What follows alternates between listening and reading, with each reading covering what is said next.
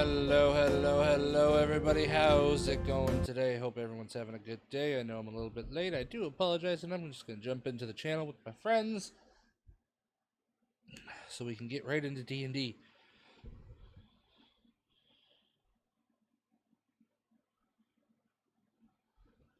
Good morning. Good morning. Hi.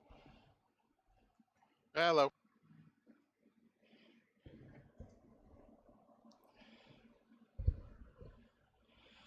So, does everybody remember what happened last week?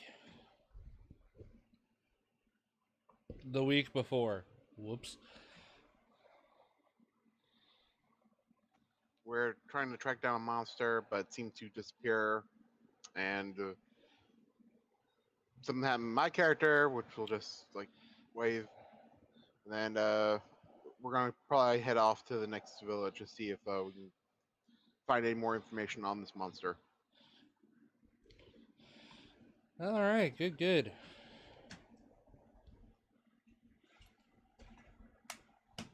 All of the leads that we had in this village dried up. That sounds vaguely familiar.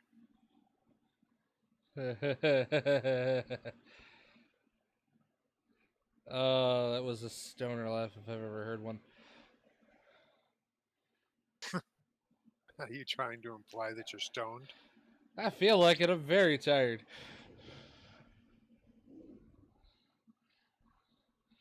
Alright, so yeah, you guys have gone through this place. Nighttime passes. I'm assuming you guys who aren't shacking up with an old man are shacking up here at Building 1 to get some rest that you were offered. Yep.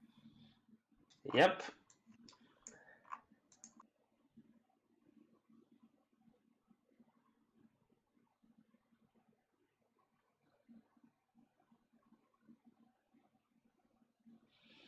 Alright, and as the morning comes, you guys are, you given a nice little breakfast. Nothing fancy. It's not, they can't really offer you a whole lot, but they give you some stuff here and there. And one of the people comes up, it's like, well, we do have a herbalist on the outside of town on the way out if you guys want to go check her out. She doesn't have too much, but she might have something that you guys might be able to get to stock up to kill this thing. Hey. Worth a look, I suppose. What are reasonable prices? Because, most of this was, an attempt to earn coin, not spend it. Oh, really, it's up to her at this point. She's got some stuff for a reasonable price. Sometimes she just asks you to do stuff for her. Okay, that's cool.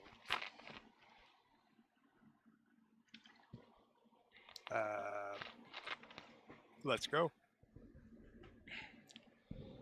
Let's go. All right, so as you guys start to leave the village, like you're told exactly where the place is. It's not in the village itself. It's or the hamlet. It's probably like 10 minutes out, right near the edge of the some trees, a plains. Like it's by the road. I assume my character meets up with them, right? I'm assuming so. Yes. Okay. And yeah, so you guys you've met up, you had your breakfast and all that stuff, and you come up to a house that has a lovely little garden. Has like a bunch of flowers outside, different herbs.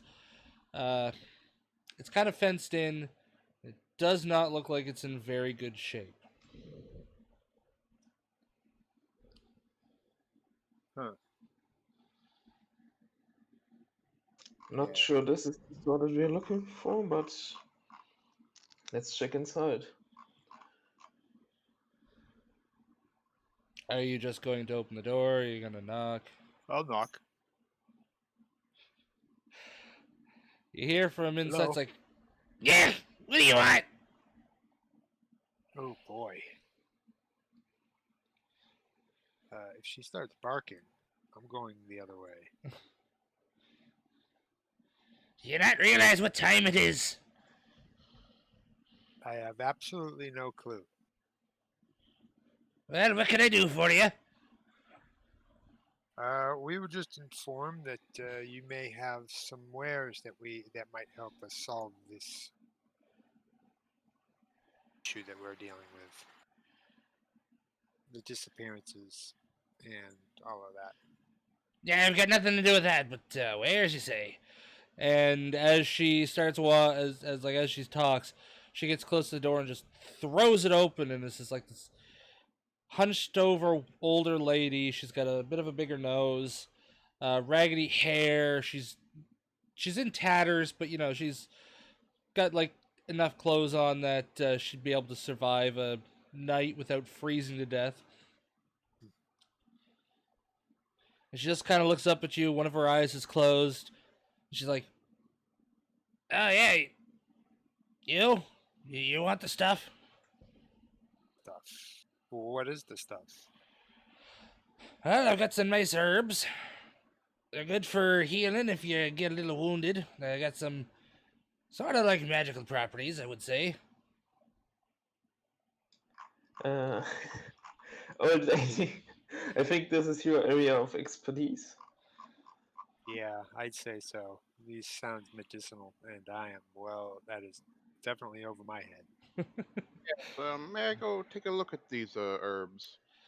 The woman, who's a little bit, obviously like a bit shorter than you, especially because she's hunched over, kind of just peers at you. She's like,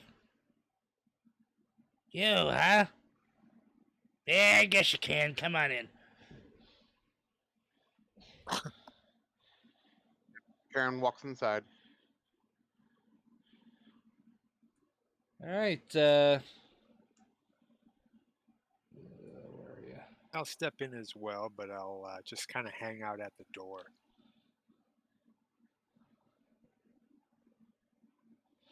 All right, and if you're gonna check out some of the herbs that are in there, give me a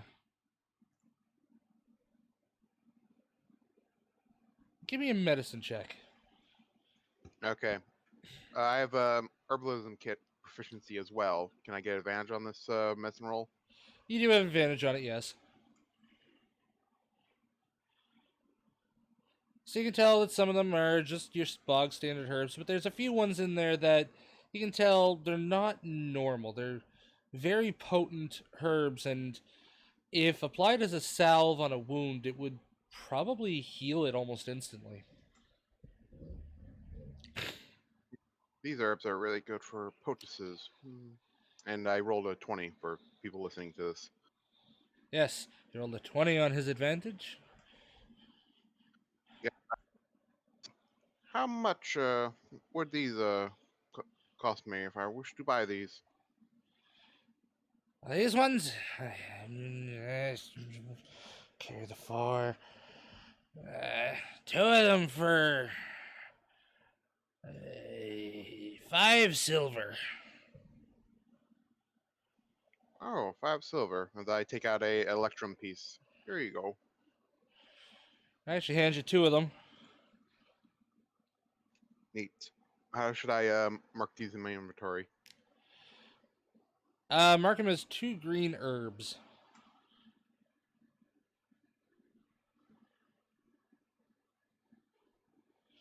And they're going to be like the thing that I sent before with the sort of similar to like the Resident Evil herbs. Okay. I'll go look for that again.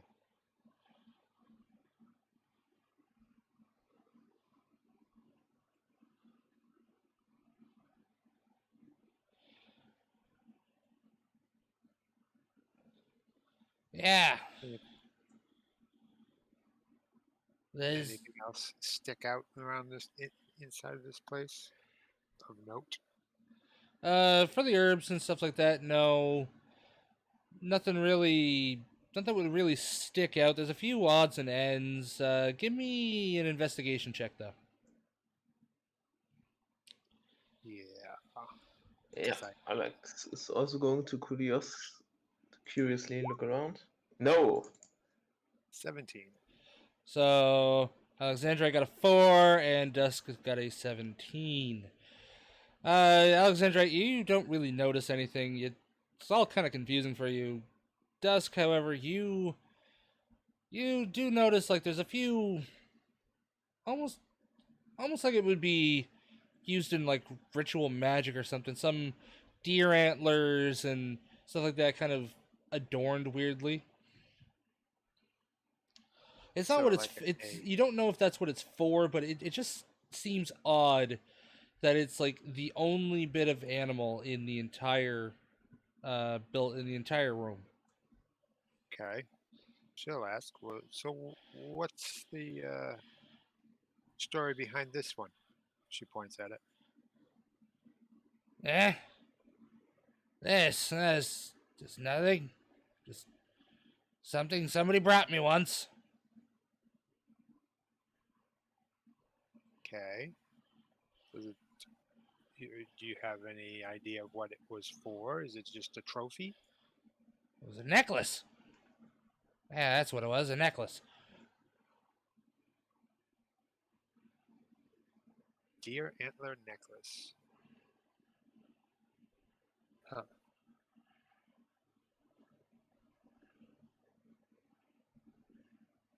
Cost? What do you mean cost? Are you selling it? Well, no, it was a gift. It was a gift. Oh, my mistake. I thought this was, a shop of sorts.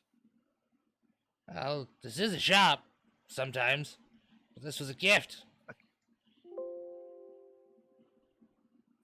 Okay.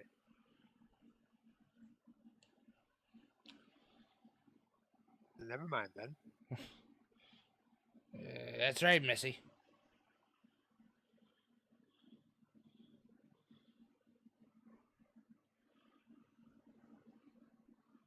Uh, if it gets to, conversation starts getting boring, she'll just kind of shrug and head outside. Yeah, you guys better be careful. There's something like a hag or something around here. It's what people are saying. It's an ugly old lady, bit of a hunchback. Can't see out of one of her eyes. Oh, you don't say. Gotta be mindful. Kind of watch out for these terrible, terrible hags. Especially if they form a coven. Aye, even worse.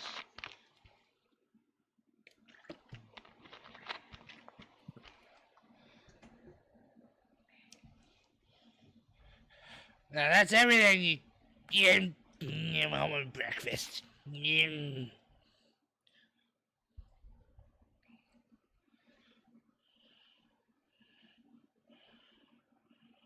She Well, just kind of like starts shooing you guys out the door.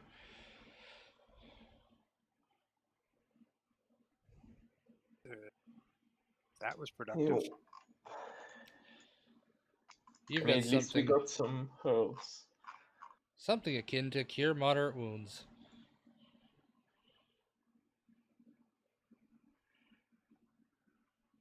Okay.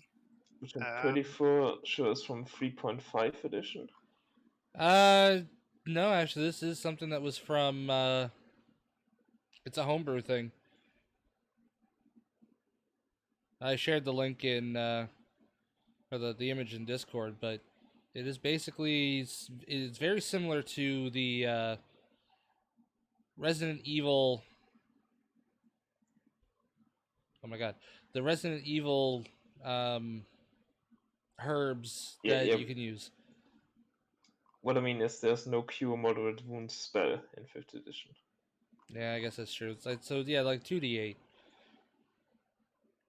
I think it was more adapted to Pathfinder or that, but I am working on fully adapting it.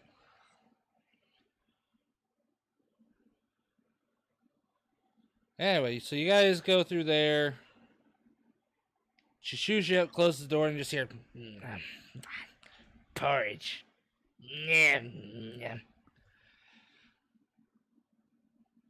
So you guys have the option before you now to go to the one that is by the river or the one that is closer to the forest. Technically, the one that is to your northeast is closer. Sounds good. Yes, there's also a goblin cave nearby that hamlet. Right, right. Is that something that we want to check out? I think it might be best to speak to the hamlet itself and then see if they're having a dire goblin problem. Either way, we can search for the beast and maybe deal with the goblins. True. All right. Well, let's get going.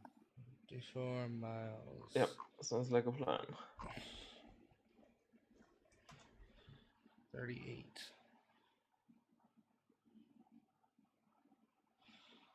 Alright, so you guys start heading towards here.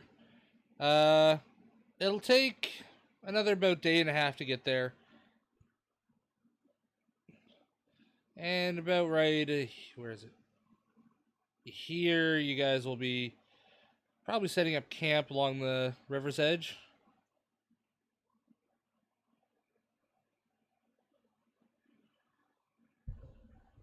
Just to get like a sort of a lunch or something going, taking like a bit of a breather so you're not tying yourself out while you march, I'm assuming. Or are you guys going to go for the Well- full day?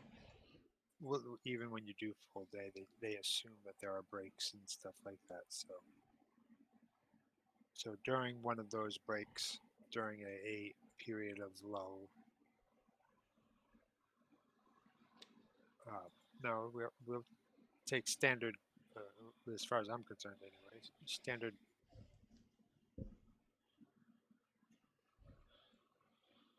Pace. Alrighty. Karen, I'm assuming you're going to be setting up your little thing for. There you go. For people to eat. Yep, I cook us a little dinner, and I probably go take a soak in the river with Todak at some point. Are you sure that's a good idea? If he's downstream, it should be fine. Okay. As long as you're downstream, you'll be fine.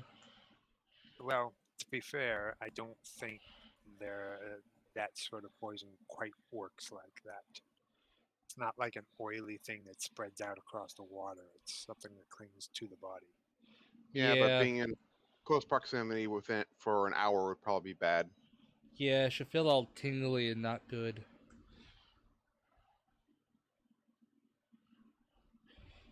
At twilight, I pray, do my ritual thing, and then Well, right now it's still about midday.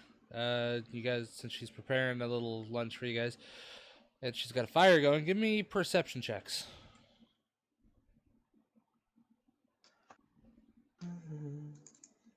All of us? Yeah, all of you. No!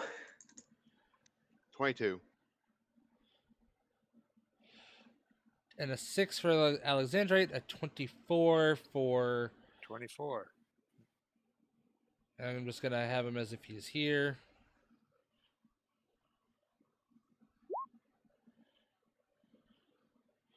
And Todak sees, is a little distracted while in the water. You guys don't really see much, but Karen and Dusk, you happen to notice that out in the distance there seems to be, I don't know, a little bit of movement, something small. You can't make it out from where you are. It is quite a ways away, but there's a few bodies out there that you can see moving around, but you can't tell if it's humanoid or what. You see that? Yes. How far away is it? I'm trying to math it here. It's a few hundred meters out.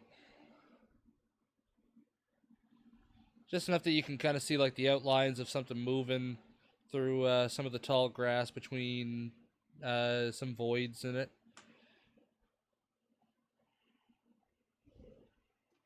They're very far away. It might be those goblins. We might want to keep an eye out in that over there. Make sure they don't ambush us in the night. Hmm.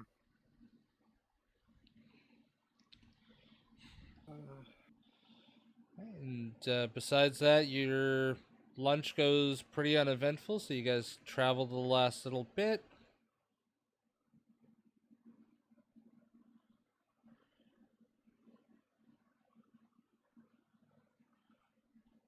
And as night starts to fall, you guys can see the glow in a little glow in the distance.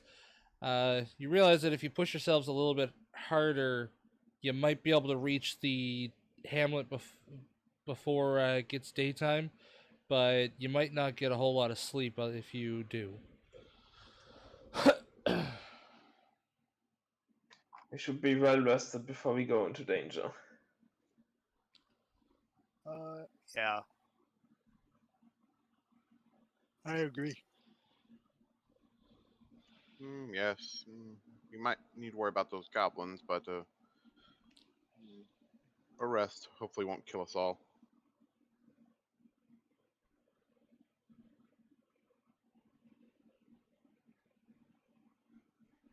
Todak just kind of stares up at dusk and is like, rest, rest. Yes, yes. Get some sleep. Give me your guys' watch. Karen I will do take believe third. I was taking second. If I'm not mistaken, that was what we were doing last time. And then Alexandrite's taken first. Yep. Sounds like a plan. Alright, so you guys get to cooking, you do your stuff, you get ready for bed. Alexandrite, give me a perception. Because With a finally something 19. useful. You start as the light falls and twilight finally starts coming. It's getting very dark now, and you can only make out some glittering lights in the distance. Nothing really seems to be nearby that's moving that you can see. However, you start to hear the serene noises of the wildlife, some crickets, animals howling here or there, something small like maybe a fox. Nothing that would pose any sort of threat, but it's a very serene and peaceful sound. And if the animals are still comfortable enough to be out at night, then there's probably nothing big hunting them. So it's at least a good sign.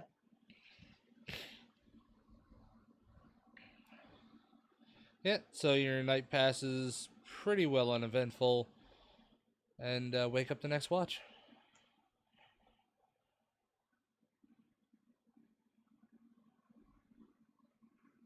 Yo, will do. Who was it again? Me. Okay, yep. Dusk. Alex is going to wake you up. Better self. Before you go. Didn't sleep well at all.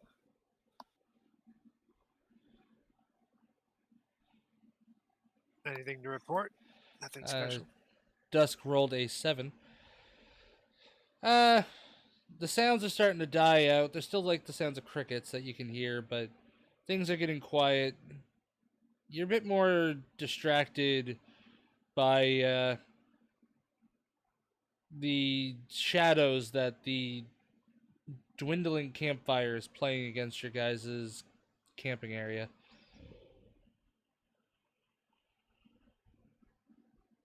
Okay. But so far, you don't really see or perceive anything that might be a sort of a threat.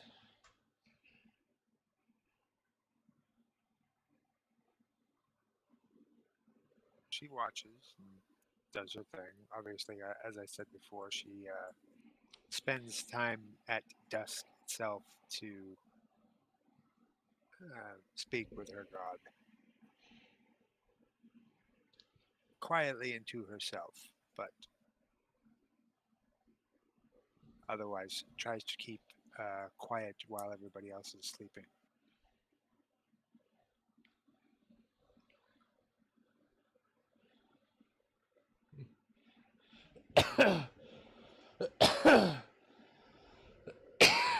Doesn't really do anything else. All right, then wake up the next watch. Auntie Karen. Whoa, whoa. Yes, Easy. yes. It's your turn. Alrighty. Pretty quiet night so far, so I think we're doing well. Hopefully it stays quiet. Alrighty. Good night. Good night. 19. And 19 for Karen's perception. You start to notice that the sounds that, well, you wouldn't have heard them before, but it's starting to get very, very quiet. But there's still, at least nearby, the sounds of some crickets chirping away.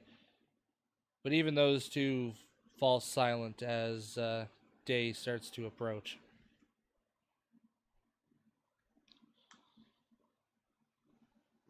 Alright, good. Let me get a couple more hours of beauty sleep as I wake up to Kodak. Todak wakes up and kind of gives you a bit of the stink eye, but goes to take his watch. And with that, Auntie Karen crawls back into her tent. Todak rolled a 20. A double 20. It don't happen often. It's modified. And yeah, the watch and the night passes without too much really happening.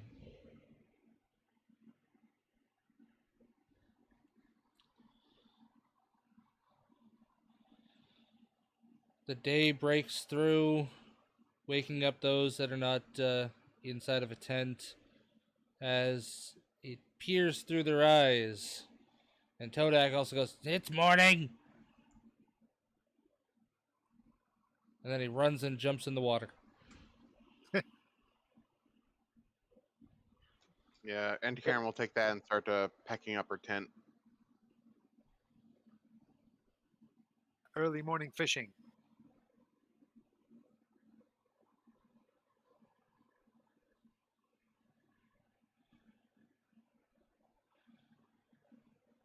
Exactly. Water everywhere. Yep, Todak just cannonballed right into the water.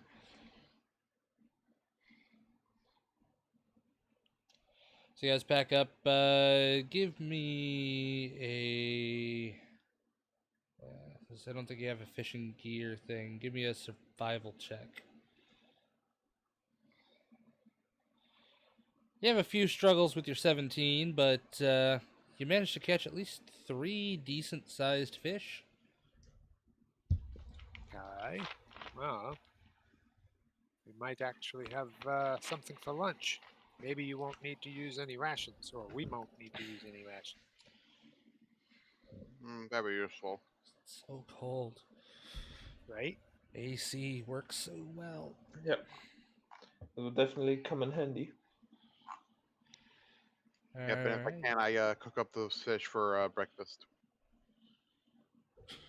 Absolutely. Have at it. So from where we are, can we see the town that we're heading towards, the hamlet? You can kind of see the outline of it. It's close. Like, you only have like probably an hour or 2 of walk left. Oh, shit. I forgot.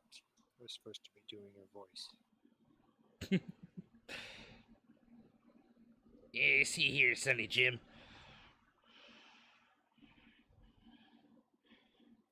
Don't call me Sonny or Jim. Yeah, I'm a bit too young to be calling you Sonny.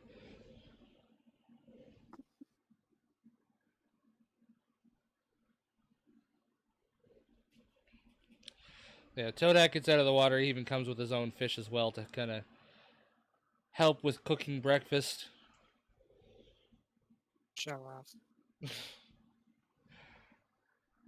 And you guys manage to eat, and there doesn't really seem to be anything around right now that you would have been around last time. So let's get to town. Do we have a battle plan for how we want to approach this town? I'm going to assume it's not a hostile thing. Maybe we should go straight to the Yes, mayor or whatever it's called. the chief maybe. That they might know more about the beast taking people if they are also having. They've also found knows that beast. They also might know something about the nearby goblins.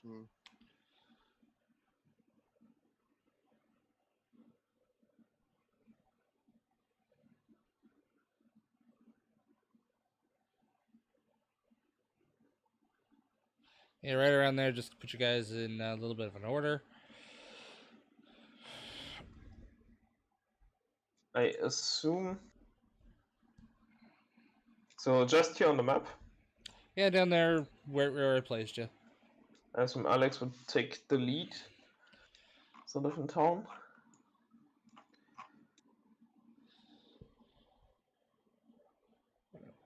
You have townsfolk.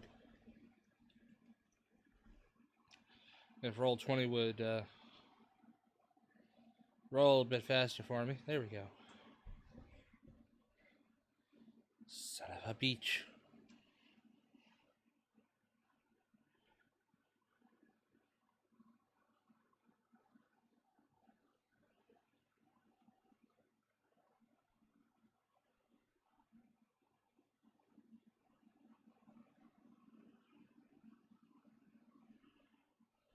I see people.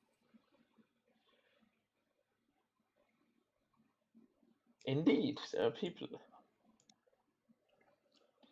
Don't overburden your map with too many people, or it'll slow down even more. I don't know, I'm just putting on the 3 people there.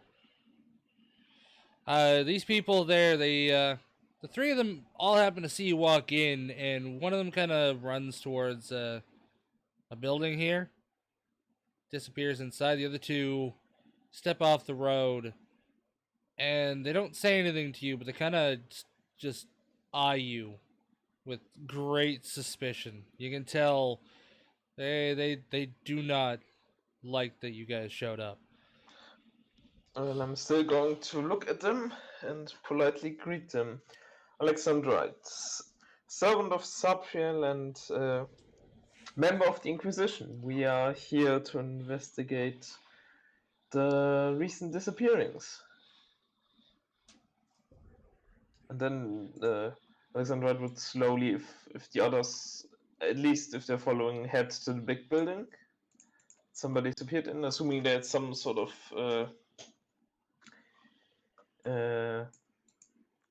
leadership building or something. You just know that she ran that way. You don't know if that might be the leadership building for this hamlet, but it's a good possibility. But the ones that you talk to, they just kind of start to walk away. They don't they don't pay you any mind. They don't answer you. They just do not want to talk to you.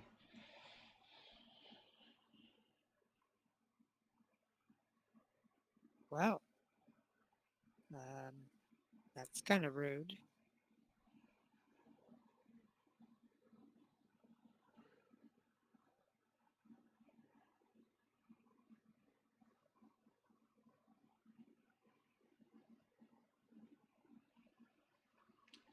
So you're heading straight to that building? Yeah. Looks like it.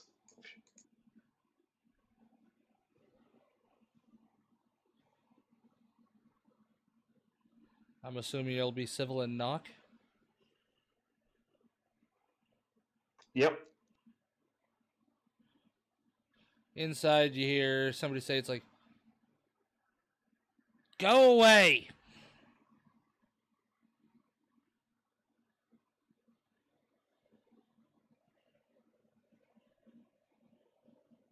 Go away. We don't want any more outsiders.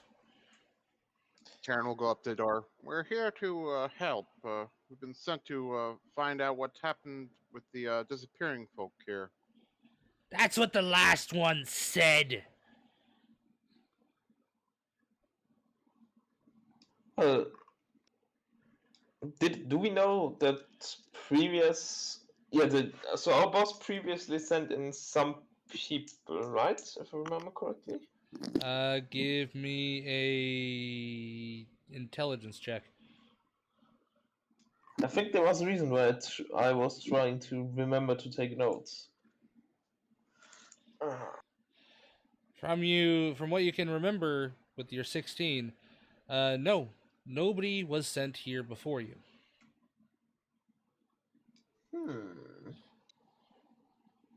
Well, that is interesting. Who came to the door? To our knowledge, we are the first official people that are being sent. There was some guy, a younger looking guy. I don't remember his name, but he said he was going to help, but we still had missing people. I assume. Was it a human? Well, yeah, who else would it be? An elf? A frog person? A dwarf? You never know.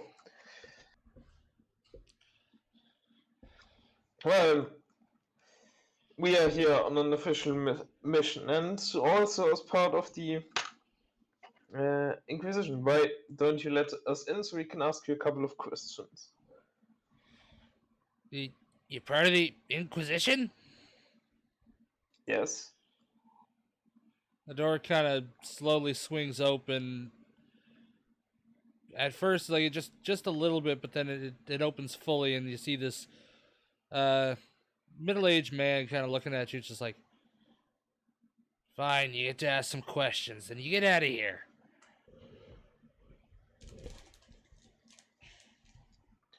Okay. Well, first of all, I would like to know how long the disappearances have been happening for, and how many have disappeared so far.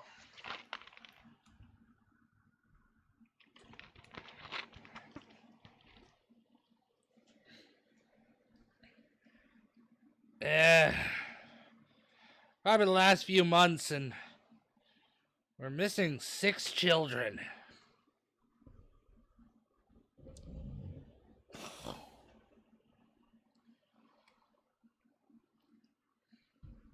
Six children. Yeah, 6 of our children have gone missing. What are their ages? Uh, Was it all at the same time? it was all spread out, but the oldest was 10. The youngest was 9. They were all born roughly around the same time. My throat is going to When kill was me. the last child taken? It was taken about a week ago.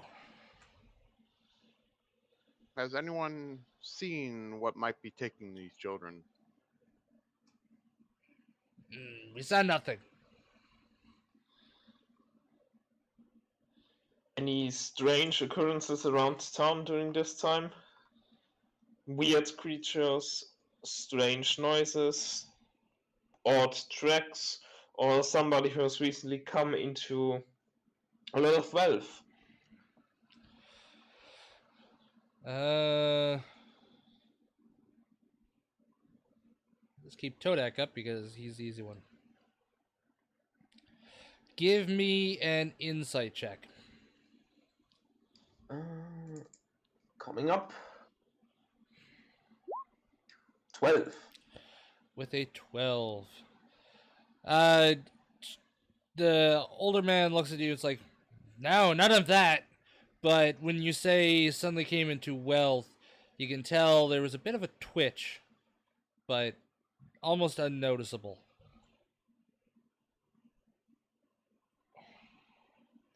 I see.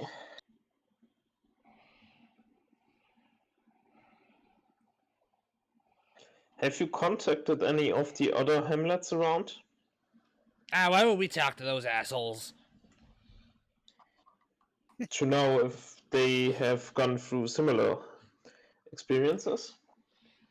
Well, one of the Maybe. caravans that passed through here said they did, but fuck them. They get what they deserve. Funny, they say the same thing about you. Yeah, those assholes would, wouldn't they? They seem to be cut from the same cloth. You sure you're not related? What, like my cousin or something? 'Cause we are! Well, that explains why you hate each other.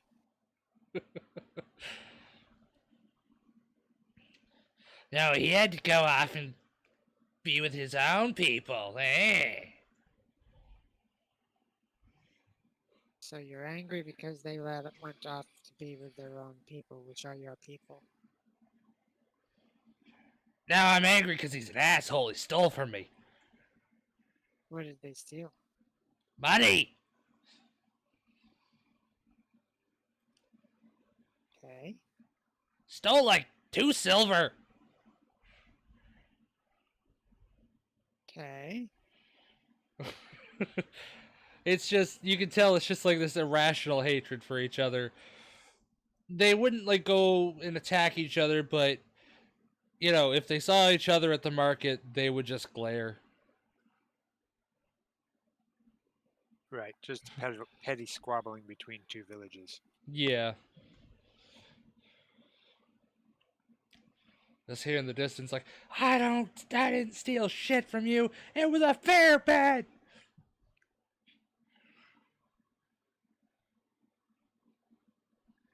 Yeah. But you can tell, you're probably not going to get too much information out of him. Alright, then one last question that may or may not be related to this incident. We recently heard there might be a Jesse, how you goblin doing today? cave nearby. Have they been bothering you? Goblin Cave, now that's just a story we tell to our kids. Get out of here, get! Wait. Can I insight that? Tell Because that your seems really kids- weird. Yes, you tell your can. kids that there's a goblin cave. With a to your kids. 22, you can tell that he is lying. That, yeah, the second you said there is a goblin cave nearby, he's just started panicking, and that's why he starts trying to kick you out. You shouldn't lie to the elderly. Shouldn't lie to a priest. I said get out! I want after my second breakfast. I can cook, Oh. you know. If you willing to tell us more information, I can cook you something really good.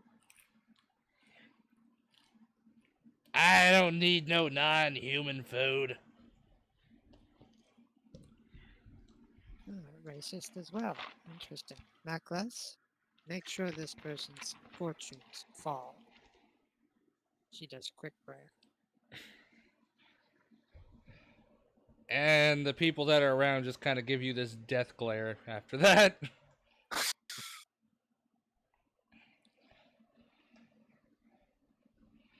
They've That's lost their right. children. What more do you think that they can lose?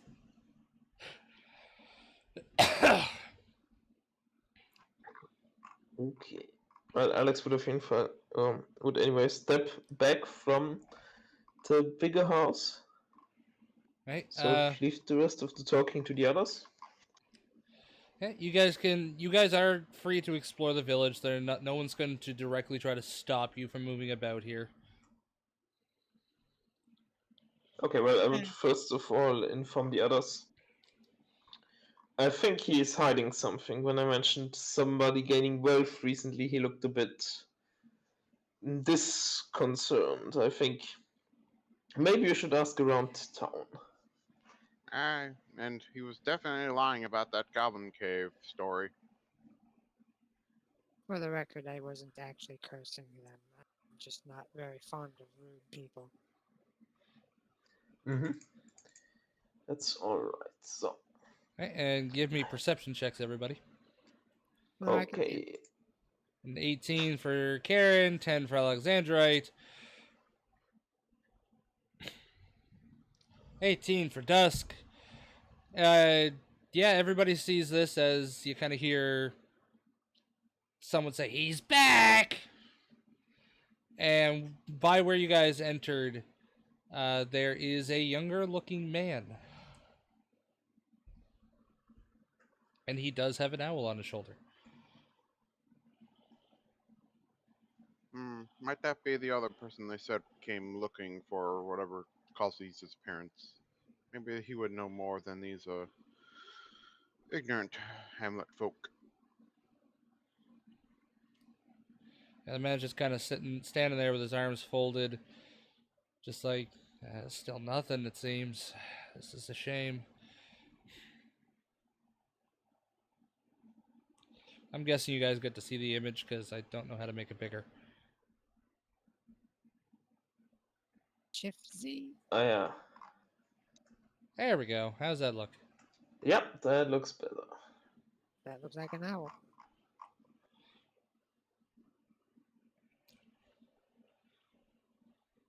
He does happen to see you guys as well, and he actually makes his way towards you. Good day. Hello. Yes, it is quite a good day, isn't it? Although, maybe not for everybody around here, unfortunately. Well, they're unhappy folk. I suppose it's to be expected.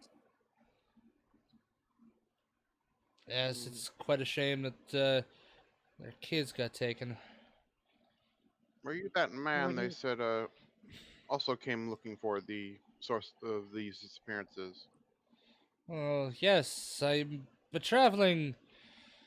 Well, I happen to be a traveler, and when I heard what was going on, I took it upon myself to see if I could do anything to help, and this happened to be the first place I stumbled across. Well, have you turned up anything? We're also on an investigation. Unfortunately, no. There's nobody here really wants to talk to me because, well, I came here about a week ago and another kid went missing. So I got nothing out of these people. But there are a few children still around. Maybe those kids will talk to you.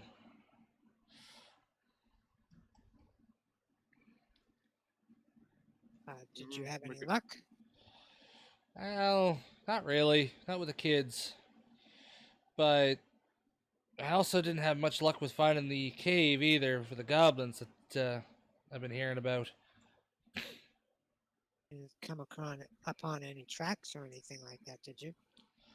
No, they seem to be pretty well organized. They're covering their tracks until they get further away from wherever it is. They just seem to not really disappear, but just get covered up really well. From what we've heard, the goblins might be half a day away from this hamlet, maybe to southwest. But I can't remember exactly which direction they said. Oddly enough, I don't remember either. I wrote down half day, but I don't remember which direction. I didn't write down like which direction they said. It would have been more towards the northwest of this place. All right, then. Northwest of here, half day. Yeah, that makes sense. It's near the forest, and it's pretty damp out that way if you find the right cave. So easy for fermenting food for goblins. Do goblins ferment food? Well, most people consider it like they eat rotten stuff, but I kind of like the idea of them eating fermented foods. It seems almost more fitting. Well, maybe this tribe is particularly fond of it or something. I don't know. Not much experience with goblins, personally. Well, I don't blame you. The most time you're going to deal with a goblin isn't going to be inside of a horde. The only times I've had dealings with goblins is what they've done to people and had to fix them up.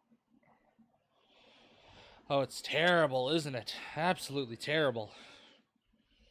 Indeed. Their arrows always go for the knees.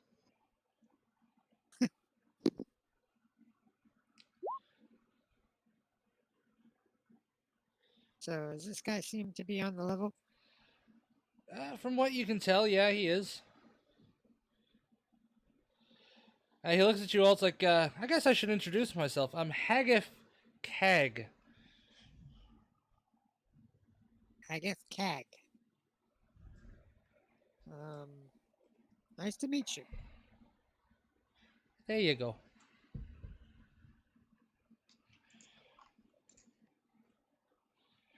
Yes, it's What brings you?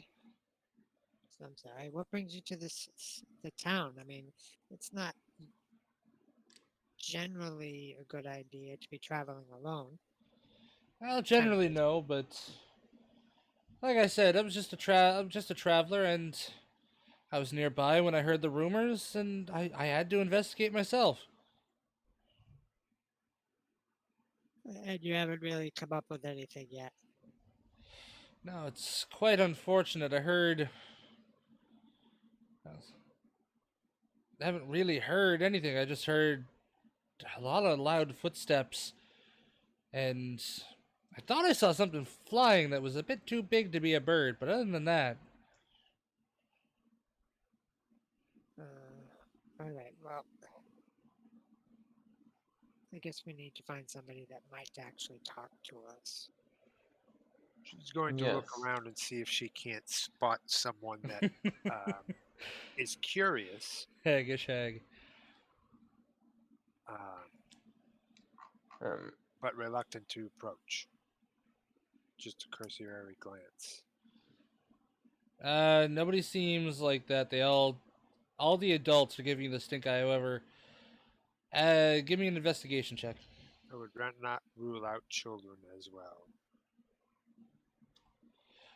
With your natural 20, 20. you happen to notice in behind one of the buildings right over here that there are some children playing and laughing, kicking around. It seems almost like a ball,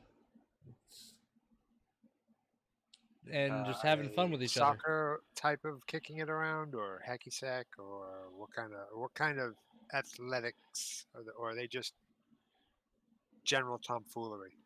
That's general tomfoolery, but the ball is sort of small, it's bigger than what we would consider a hacky sack, but not big enough to be like a soccer ball or something. Okay, so not a ball that could be attributed to a particular sport that I'm aware of. No, it's just something that was kind of like thrown together so the kids could have fun. well, Dusk, you seem kind of, let's say, polite. So I suggest you talk to the kids. Meanwhile, Alex would like to seek out somebody to interrogate. He still has the eradicate heresy feature.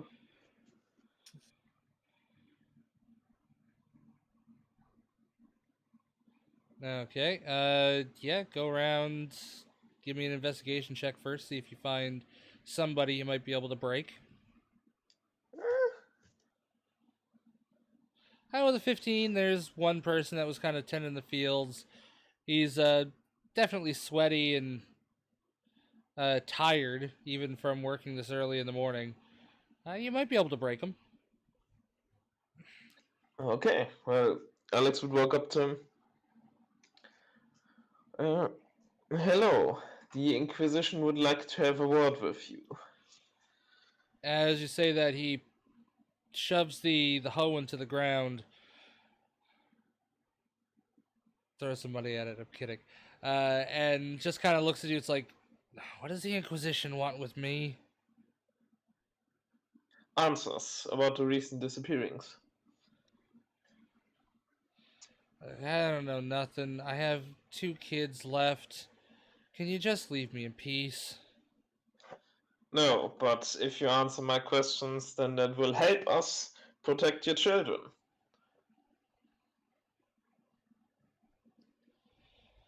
How about you answer my questions? Fine.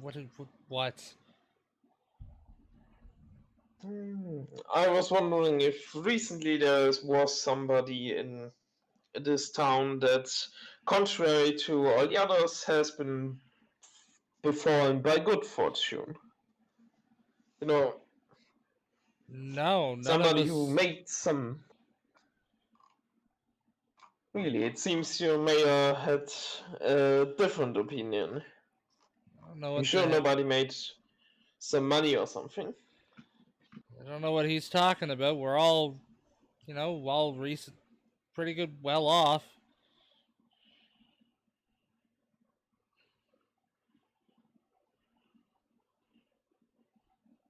Do I believe him?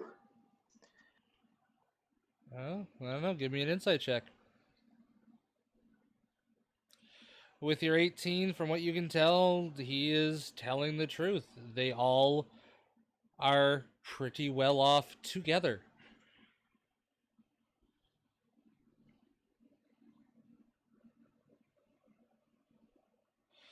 I'll get to you guys with the children here in a second. Yeah.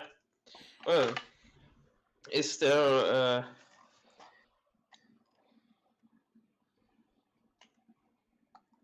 has there been any changes in how well off you are? Certain amounts of crops that are going good, or new caravans passing through, anything like that? Generally, any changes that you've observed in the last couple of weeks or maybe even months? No, everything's been pretty good the last few years. That is rather odd. Um, okay, at this point, Alex, just to confuse him about his goals and just to keep up the image of the Inquisition, is going to ask a lot of other questions that are completely unrelated. But yeah, I guess we can move on to the children now. All right. The kids are playing, laughing, and they're doing like an old nursery rhyme, like I can't even think of one right now. I'm too tired. Just like a bog standard nursery rhyme, like ring around the rosy or something. And yeah, that's fitting for what's going on. Ring around the rosy. And as you guys approach, and Auntie Karen kind of walks up with chalk to kind of like stop what they're doing and just look up. It's like, is that a hag? Absolutely not. No, no, no, no. That is a a mace. A mace? A warhammer. That's what it is. As she hefts her weapon. No, not your weapon. Her. It's a Hmm? hag. And one of them kind of like hides behind the other kids. No, I'm an old doctor. What kind of ball do you have there? It's something that my dad put together when I was, about 2 years ago. 2 years. Can't be in very good shape. Can I see it? Yeah, one of the older kids kind of hands it to you. It's just like, yeah, go ahead. Is it Is it banged up? Kind of, worn out? And it's definitely worn out and rough Any, shape, but it's not in danger of like its insides falling out or stitching coming any undone. Like it rips, keeps getting. tears, or anything like that? No, it's got patchwork on it. Like you can definitely tell it's seen like a long time of use, but it keeps getting patched up and repaired. She says, well, here's the thing. We are adventurers. Kind of sent here to try to go about the land, doing good deeds and protecting the weak and those in need. You wouldn't happen to know if there's anybody around here that is in need of good deeds and that sort of thing? while she's doing this, she's going to cast mending on the ball to repair any damages that it might have had. She does it in plain sight so that they can watch her do it. They all get wide-eyed and they look at you like, are you a wizard? Oh no, I'm a priestess. I'm sure you're all very, very aware, Nicholas. Archseraph of Mercy. Yeah, we all know about him or her. I can't remember. Or, We all sorry. know about her. Oh wait. Um, It. yes, it's a her. It's a goddess.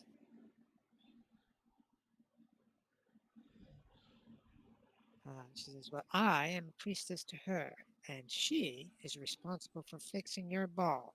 And she has also sent me here to help anybody in need. So what about it? So what say you? Is there anybody in need in this town? Your old folk kind of what's the word I'm looking for? Suspicious of adventurers. But not you guys. I can tell you guys know what's going on. Well, I would like my older brother back, and for Daddy to actually love him. What happened to your older brother? Sounds like a story. Please tell me. Well, I was really young, but 2 years ago, all our parents came back from a hunt or something. I don't know. I don't know. And ever since then, they've been real cold to the oldest children. I just want my brother back. Uh, that's horrible. What happened to your older brother? 2 years ago he disappeared when your parents left? Is that what I'm getting? He was the last one taken a week ago. Has any of you seen what happened? Have you wait, the last one's taken? How many of you have been taken? 6. 6. Yeah, that's what the mayor told you. That's horrible. Any did any of you guys see anything? Adventurers are great when it comes to tracking people down, but we need things to go by. Things to go leads to point us in the right direction. Well, I didn't see anything myself, but Timmy, he's 5, says he saw it looks like a flying broomstick.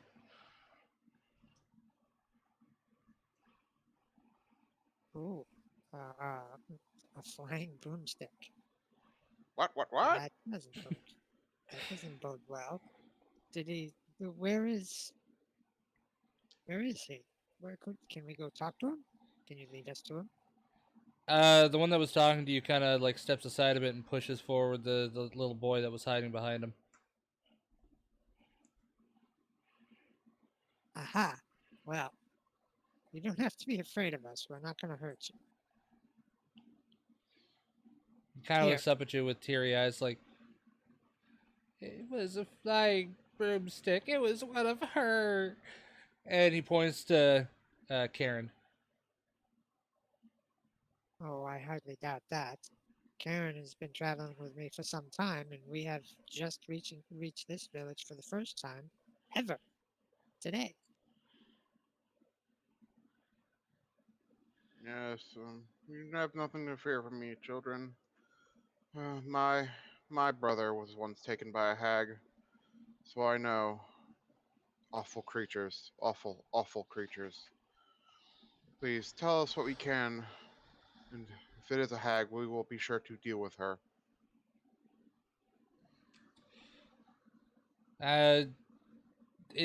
Some of the kids just start like they're a little, like they're upset now. They're crying. But one of the older ones, the one that you were talking to before, just says, "Well, I don't really know if it was a flying broomstick or a hag, but there's a cave that we're told never to go to. We know where it is, but we they might have gone. They might have gone there. They might have been taken there. Is this cave to the northwest? Yeah, it is. You show me on this map? They look at the map and they just kind of like confused. Well, yeah, I mean, she was going to point out exactly where they are, where their town is. Where they think? What direction do you think that it would it would be in comparison? Yeah, and Uh, since I think Karen rolled like a nat 20 on the map, I like try like to explain the map as best I can, since this is I believe the map we got from the hunter that Karen was with.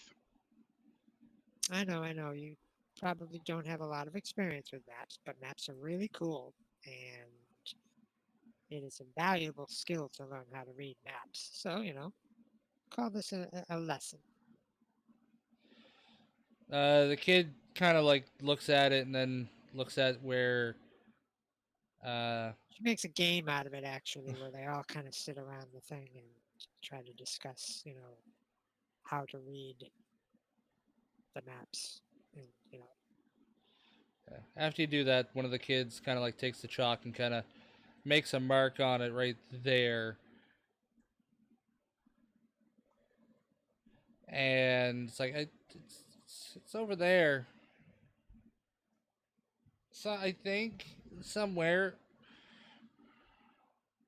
well, thank you very much. You have all been wonderful, and we should probably, it's funny. I bet you I learn more from you guys than I will learn from anybody else in this town. I'm impressed. As a thank you, it's not much, but here. She hands them the chalk that was given to her earlier. That was bought from you. Uh, Oh yeah, never mind. I'm an idiot. I can read. Aaron, I can't. can read. I have good English skills. Yeah, I just kind of bribing the children with a silver coin and 3 sticks of chalk for those listening. Well, Yeah. I still have the silver.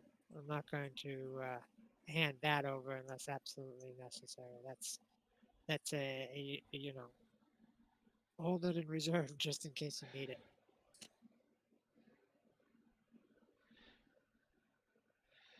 They look at it and they get excited and they kind of go towards like the rock that's over here and start like scribbling on it. Yeah, before we go, Auntie Karen will hand them a bar of soap and say, advice from a kindly old doctor. Be sure to wash your hands before you eat. As I then start walking off. Dusk follows suit, and hands back the ball. Of course, follows suit. Thanks them all, and then, as they're walking away, she hands Auntie Karen back her silver coin. Apparently, didn't need that. Thank you. The Haggith kind of looks at you guys like, ah, well, looks like you guys got further than I did. Indeed, and I guess Auntie Karen will explain like what we learned from the children to this Haggith guy. Huh. So there's potential for hags out here, huh? And goblins. Yeah. I can see that. You should definitely take care of that as soon as possible. Yeah, or at least look into it. I mean, as of right now, we have the words of children and we have the words of their parents or the the rest of the citizens, and they don't exactly mesh up. I don't expect that the children have anything to lie about or any reason to lie. I mean, Indeed, I believe listening to the scared children will be better than listening to the lying adults. absolutely. Would you tell Alex about what you've learned? Yes, Once we once get back Alexandrite, to yes. once Alexandrite gets back, Karen will re-explain what we learned. Okay, and I've learned that for the past couple of years, the town has been thriving. And there was a hunt afterwards. The children that are now going missing were treated rather strangely. And we know that or we suspect at least that the leadership is lying about something. So there's probably a connection there. You guys should probably give them a break. They are missing children. They're distraught, and I obviously wasn't any help, which probably didn't at all help their outlook on outsiders. Yes, I get it. Don't worry. We're giving them the benefit of the doubt. We're not going to burn their village down for being rude to all of the people that have come to try to help them. At least until we find proof. Until we find proof, exactly. So you're saying that if you find proof of something, you're gonna come down here and burn their houses down? Well, if they're guilty, Hagib just kind of looks at you, just like, you don't get punished for things that you've not done. At least that's not the way it's supposed to be. Yes, from what we heard, these disappearances of their children might actually be their fault. If so, we should save the innocence of this place and burn down the village. If such an extreme case is needed, I'm sure the other hamlet would be happy to hear this. We should first of all, we need to figure out what is actually going on. Here's my theory. We have 3 villages. We've been to 2. And all 3 have reported mystical or some sort of arcane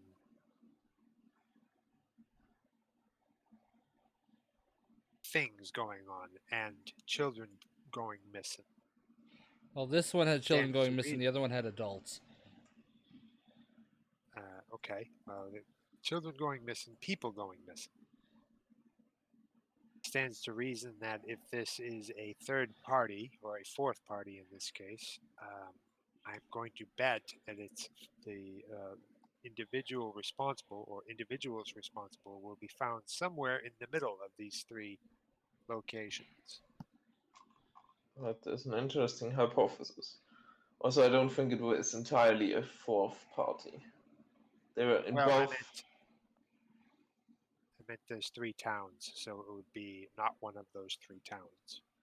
Yes, So a fourth. although I think there probably is somebody, at least someone in towns who's connected. In the other town we heard of people getting wealthy, and here we've heard about the town thriving. In both cases, seems somebody's profiting after strange things happen.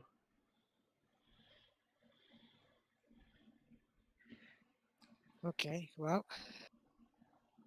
what are we looking at for time? It's still pretty early, like midday. Yeah, it's midday right now. Do we want to try and scout out this goblin cave, see if we can't find any information from that? Fine, we can do that. Guys, give me a second. I'll quickly go to the toilet. Be right back. Hagib's just gonna look at you guys like, well, I've got to go to the other town. I've done what I could here, and I might be able to maybe help the other town get you in a better direction. Maybe make them a bit more acceptable to newcomers. The town to the south of here, they actually saw what they said a beast took someone. Might be able to get more information than we did out of them, but Yeah, and it used magical means to escape or to travel. The trail or tracks disappeared in what can only be described as magic. Quite large too, from what I remember. It's quite odd. What do you think it could have been? Honestly, I have some ideas. It was like a, if I believe right, it was like a beastly, but it was like a bipedal, right? Yep. Ogre. Was it? Did anyone Perhaps, of them mention like a bear of some sort, like it was hairy or something? No, no, they never said it was anything hairy or anything. Also, welcome back. I don't know. The first thing coming to mind, since we're dealing with goblins, that it might have been a bugbear, but who knows? Remember, the creature disappeared. Yes, we're talking about the creature that disappeared. Correct me if I'm or refresh my memory. How large did we estimate it to be? I was in my head. I was envisioning something along the size of an ogre or troll, a large creature. It is a large creature, yes, but no, you could tell it was wearing shoes. So giant, possibly giant. No, it was large. But Right. Um, That's the best joke I'm gonna make all day, guys. no, it was good. It was good. But I'm in detective mode, so I'm trying to piece together clues. Mind you, I'm not particularly good at detective mode either, so Hagib just kind of looks at you. So you said it was large, it was wearing shoes, and it just suddenly disappeared? yep. Like an Anis hag? Uh, I haven't heard um, heard a tale of one of those around here in a long time. are they large? Yeah, yeah, you get hugged by one of those, and you'll be seeing your legs fall to the ground. Can I make like a intelligence check of some kind, arcane maybe, to like see what I can think of, remember of like, if I know anything about ass hags? Yeah, go right ahead. And since I am technically a hag, can I get advantage on this? Let's see what you get. Oh, from what you can tell, you know that Anis hags are larger creatures, um, like large creatures, kind of lumbering, slow, but they do sometimes have a fondness for children and some magical items as well. Ass hags. They are the larger brutish hags, though their magic is still. We have to be wary. They have strange magics. Found a good Cur- image. Cursed witches. If this was the work of one of them, then we'll be sure to punish them. Yep. And Karen's like gripping her walking stick really tightly, really angry. Okay. So new theory. We have one type of hag from one city, or town, a hamlet, whatever you want to call it. We seem to have a different type of broom wielding creature, which, as far as I can tell, fits. Could be a hag as well, but a different type of hag. So that's two different types of hags. I'm going to guess that when we get to the third village, we're going to find a third type of hag. Oh no. Speculation. They might No. have formed a coven. This is bad. I don't know about that because they're different. I don't know enough about hags to know whether or not they work like that. I would assume that if there was a coven, then it would be each one would have all the same type of hag. You get what I'm saying? From my They limited would knowledge of mix. hags, they all hate each other, but when they combine their magic, Okay, it maybe. becomes even more powerful. Though the reason they form covens is in case they get into an argument, there's always a third party that can choose the victor. Well, that is usually why hags get together. That's power in numbers, they say, and I hear their magic is much, much stronger when they're together as well. So they have to use a cauldron. Auntie Karen like trembles again, angry, stick holding. They must be dealt with immediately if this is what we are dealing with. Well, if this is what you guys are dealing with, I wouldn't want to rush into that right away. You guys seem kind of green. Yes, if this is a hag coven, then rushing would be suicide. May need to put it back down to level 4. Well, Yeah, we could it is definitely we as can far as beyond us. Oh, sorry. Go ahead. we could talk to the third hamlet, or we can see if the goblin cave might just be a goblin cave. They might not be working for the hags, but I don't know. I don't know. Well, Second level here's the spells. thing. According to the town, the goblins are not a bother.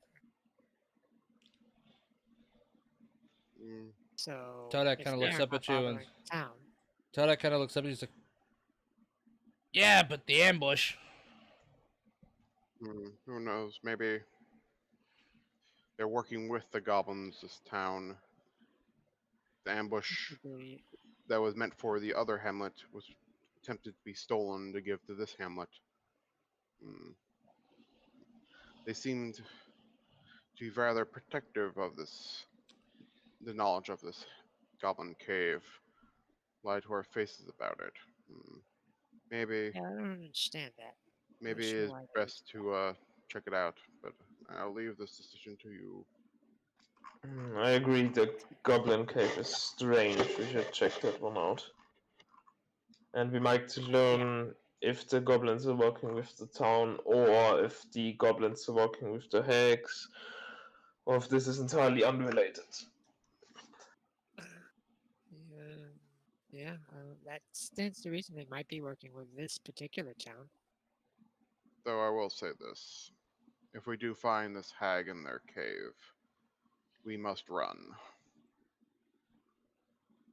That would be a good idea. I don't think you guys are strong enough yet to deal with a hag. I mean, technically, if we run into a sea hag, which is technically what Anti-Karen's supposed to be, we still probably need to run, even if the sea hags are the weakest. I thought a green hag had the lowest CR. Yeah, you might be right. I think I'm confusing the two. Sea hag might be like second weakest. Sea hag is here too. I'm not sure what a green hag even is. But okay. Yeah, that's all aside. I think we Oh yeah, no, a sea hag is the lower one. Sea hag has a CR of 2, and a green hag has a CR of 3. Right. Yeah, I don't want to look it up, considering this is what we might be fighting. Don't want metagame. Okay, where are we going? Okay. That's the question, just to get back on topic. Either the cave or Hamlet 3. Cave. We're here. Cave. We should deal with the cave.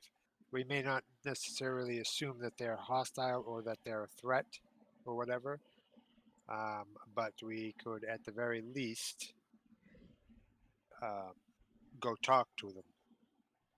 Perhaps some sort of offering, a peace offering, so that we can maybe get some information out of them. I mean, chances are we're going to end up. Ah, damn it! I'm using the wrong voice again. Chances are we're going to end up having to fight them anyway, but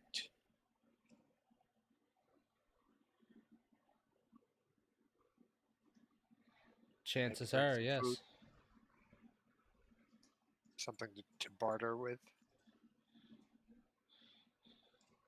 Hmm. Do they have a market here? Nothing that you can really see, no, and you don't know if they'd actually even sell to anything to you. Hmm. They say they like fermented foods. It might not be the same, but Auntie Karen pulls out a jar. I have this jar of candied leeches they might like. Maybe. Well, is there anything left to do here, or should we just head off and find this cave? Uh, that's up to you guys. I was asking. Good. I would suggest cave. Let's go. Alrighty then.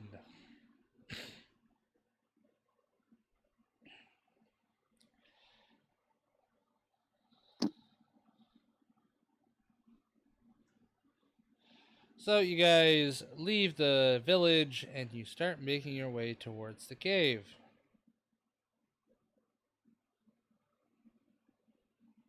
I got a place you hear something that you're not being.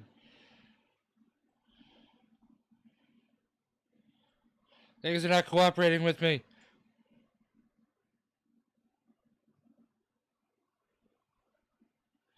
Okay, you guys get to right around here where the cave is, and I don't have a map for the outside, but you guys get to here. It's a very hilly area, but as you come to the top of one hill, give me perception checks.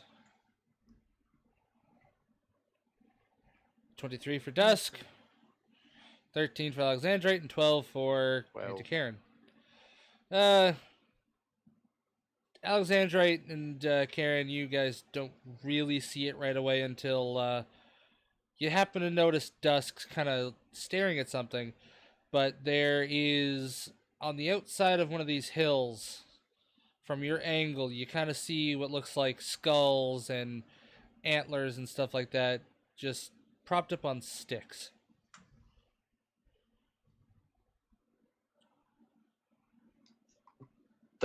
We've met the woman earlier who had an antler-based charm. Does this look remotely similar, or is it just because it's local wildlife, so everybody has charms based on that? I will try to make a comparison.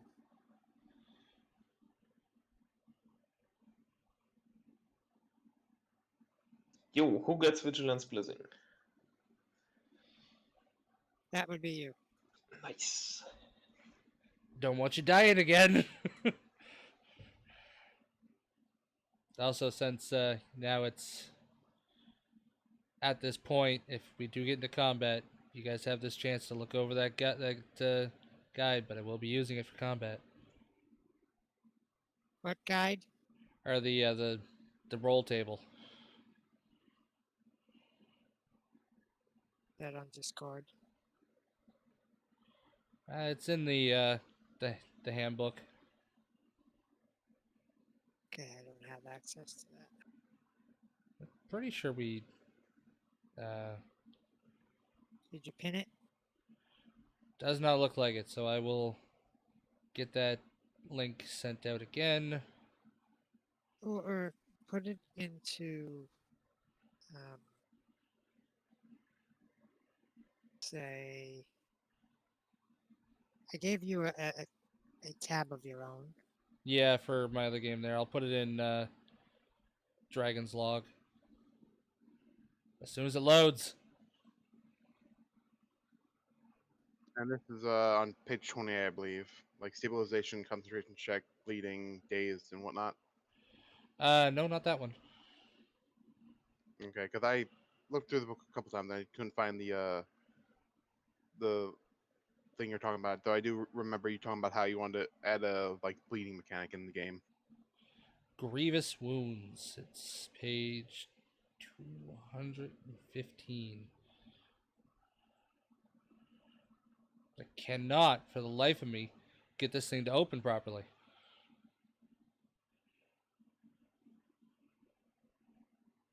Yeah, it's not the best made. It's Google Docs. That's why it's acting up.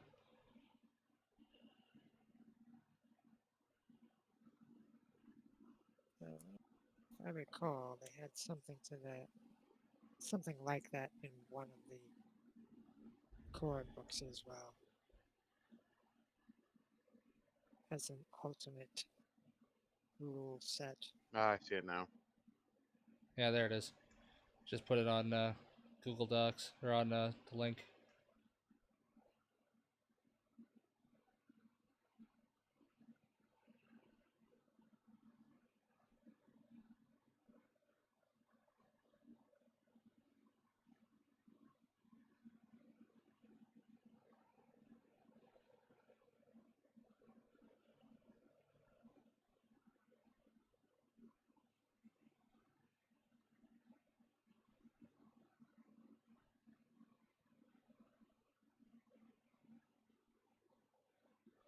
I cannot pin it though for some reason. I'll pin it.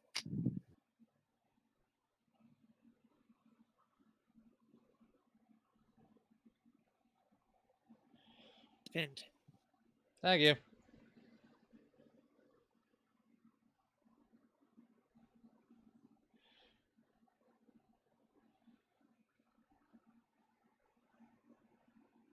Yes.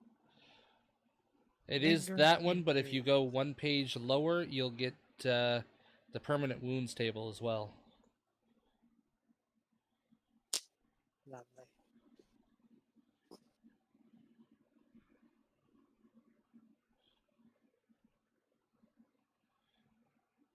Don't worry, I won't be using the number 1 on that for a long time.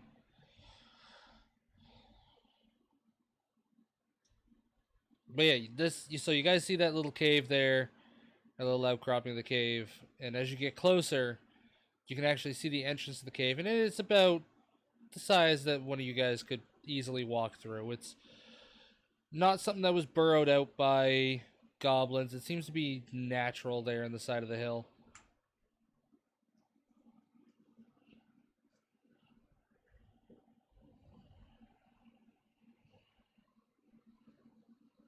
Okay, should we attempt to sneak in? Well, that's the thing. Do you guys want to go inside right away? Do you want to scout the area, see if anybody might leave or come back? Maybe this is an abandoned cave. Maybe it was set up by the adults to scare people off. Well, I I would would- first of all suggest looking if there's a lot.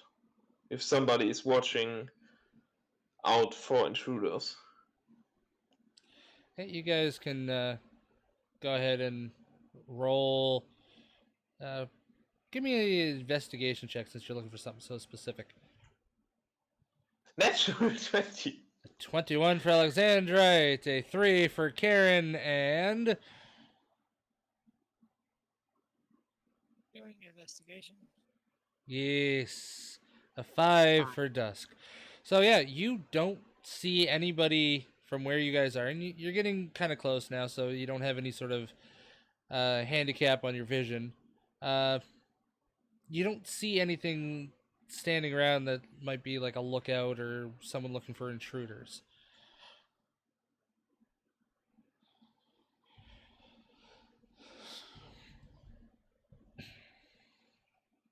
That is probably why I was not paying attention while I was busy looking for tracks and any signs of activity, clan or tribe activity in the area that she might be able to track. Are you gonna spend an hour doing that? Why not? Okay. Nope. Fail. Yeah, you Fine. cannot see any sort of tracks around the area that might lead to something being here. At least with what you can tell. If there is something here, they are doing a really good job of covering their tracks.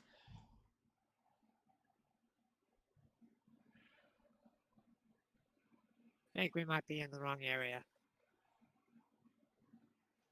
Well, she's spending an hour like searching for tracks. Can I maybe make another perception check to see if I can find like maybe this cave has like another out somewhere else.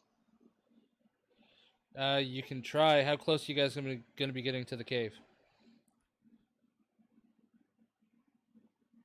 I was assuming that that was time spent scouting around the area. So Yeah. we That's an hour like going around the area. How, like, are you guys gonna get close to the entrance of the cave at all, or? not within that hour. That was not my intent. I don't know. It'd be like 100 feet. Be all right. Okay, give me a perception check.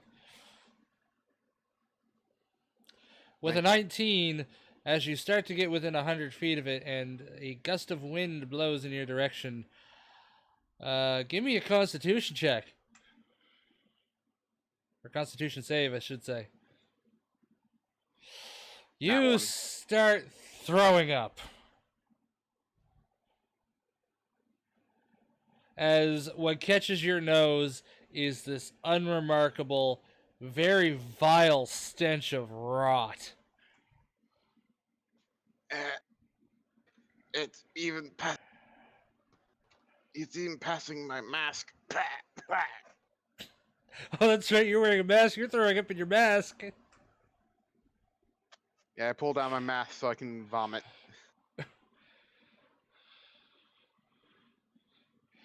It's like you guys were so sure there was nothing here, and the stench just caught you by so much surprise that it just turned your stomach.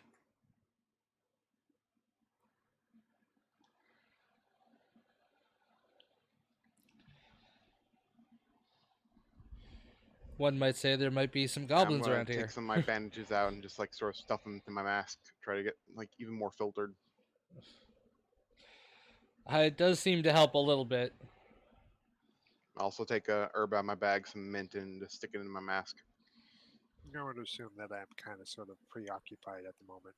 As I said, I've got an hour to burn through before I figure out that I didn't find anything.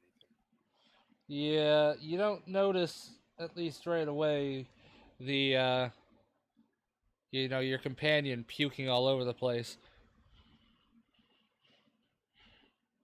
It's all I can picture now is an actual hag that's just like projectile vomiting green soup. You know, like The Exorcist, right? It's like The Exorcist. Yep, it's like. Brrr.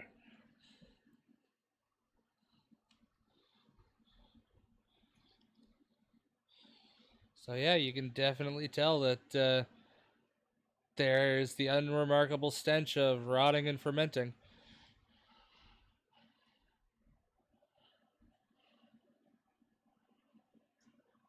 Unremarkable, unmistakable. Unmistakable. There we go. So after the hour is up, she concludes that there isn't anything here. They're not in this area. And then, as no doubt is pointed out, that there is the unmistakable rot, which suggests that they are here. Um, she throws her hands up and is like, "Well, guess I failed on that. I need more practice." Um, how do you guys want to? How do you two, three want to approach this? Do you want to storm the castle or call for an audience?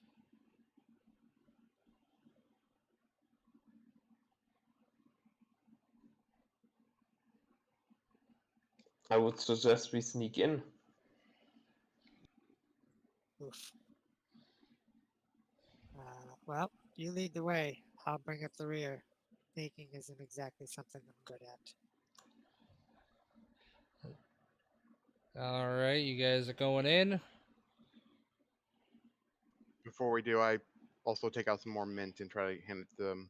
You'll need this. Okay, I'll take it.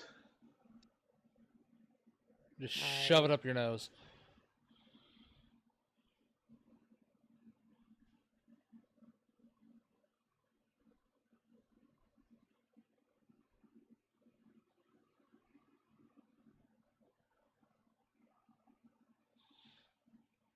Okay.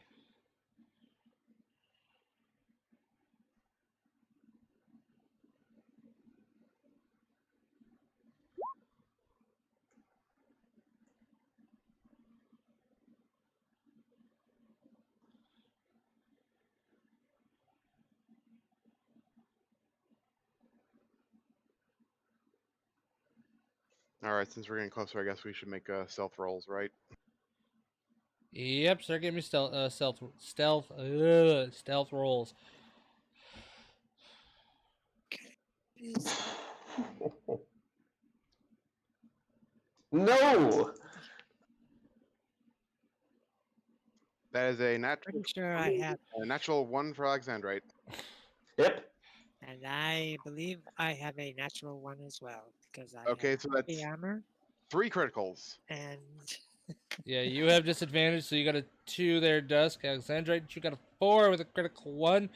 And Sawbones Karen, you're just kind of like, in the back of your mind, you just kind of like have some sneaky stuff, some sneaky sounds going on. You're just like, yeah, nobody can see me.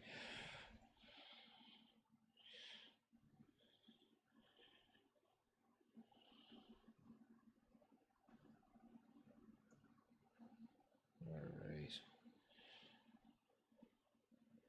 Dusk. pretty sure chain is disadvantage. Sawbones. So, what do you hear? If you're wearing chainmail, yeah, that's disadvantage. Yeah. A chain shirt, on the other hand, is not disadvantage. Yep.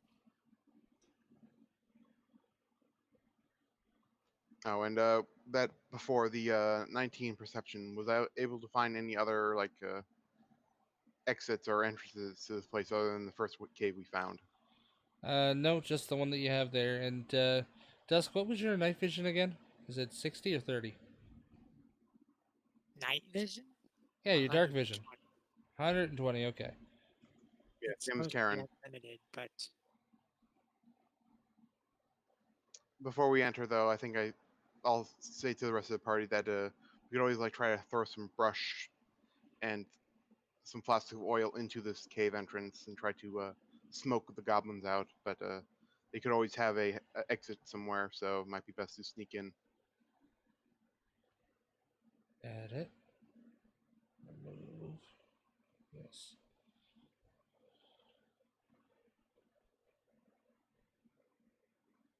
I'm just doing some stuff with your guys' tokens here because I forgot to give some of you guys vision.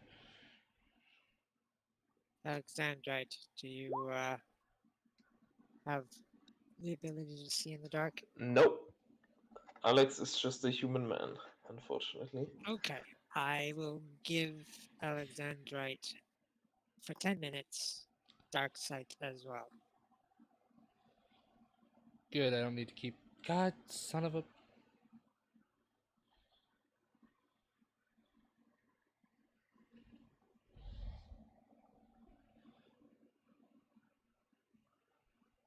Save changes. You think you do something right, and then you realize you don't do stuff right. Yeah, happens a lot actually. Save changes.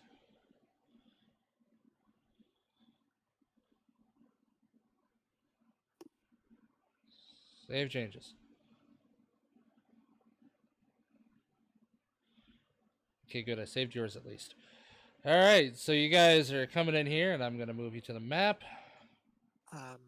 Karen, I will give you the benefit as well. I believe I can do a number of people, so I might as well give it to you. I have my dark vision is bright light to 120. Yeah, that does seem to So be is okay. Karen's.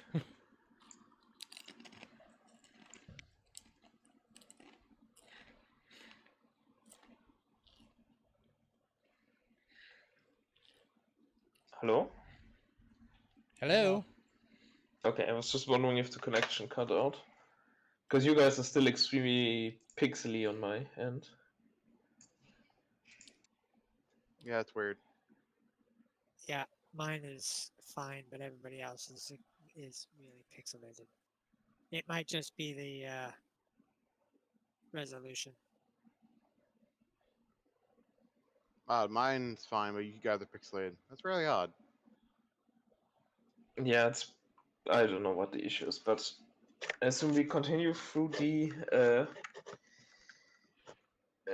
cave as stealthily as we expect. By the way, I have 60 feet right now. Not sure if that's correct. Yeah, he only gave you 60, or she only gave you 60 feet. Okay. No, I didn't. Thought it was 60 feet. No, it's 120 feet of bright light All right, I will change that up. for 10 minutes. Well, dim light as if it's bright, and dark as if it's dim. That's more or less like normal dark vision. Oh, right. Yours is different than mine. Well, it's the same. I can see dim light within 60 feet Oh, as if okay, it's okay. I bright, read it wrong. and then darkness as if it's dim, same as yours. You just have a increased range, which I also have mind's eye, which gives me an extra 60 feet as well. Gotcha.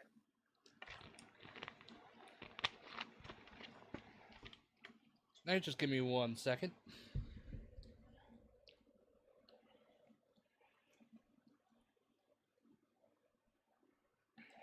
There it is. Character sheet.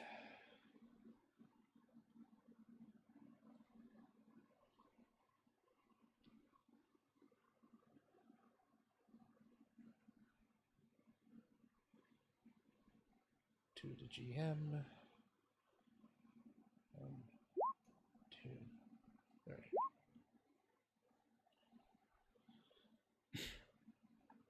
All right. One up front has the lowest with a 13. The other two have a 20 and a 25. All right, so you guys start moving forward. Yep. Moving as stealthily as you can with your clank, clank, clank, clank, clank. Are these squares 10 feet or are they 5 feet? They're supposed very to good be 5 question. feet. Okay. Okay, good to know.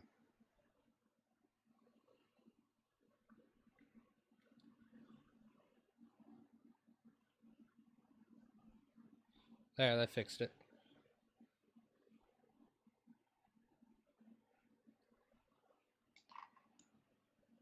Dusk, are you coming? Of course. Okay, I know see things. What do I Uh, see here? Here, you see a bit of a chasm there that you can't really cross. Give me a perception check.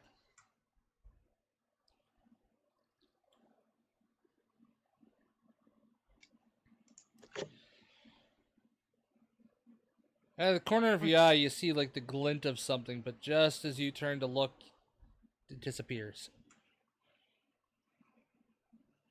Okay.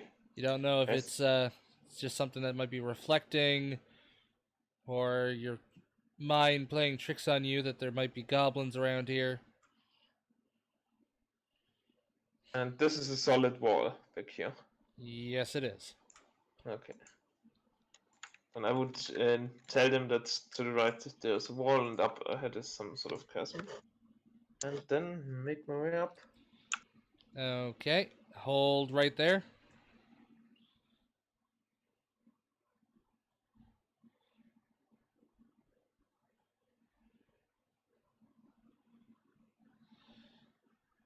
Can you give me a reflex save?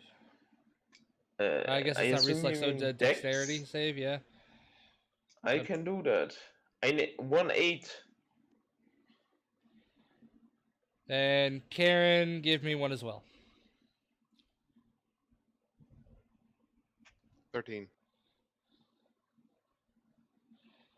So let's see if you have time to react to what's about to happen.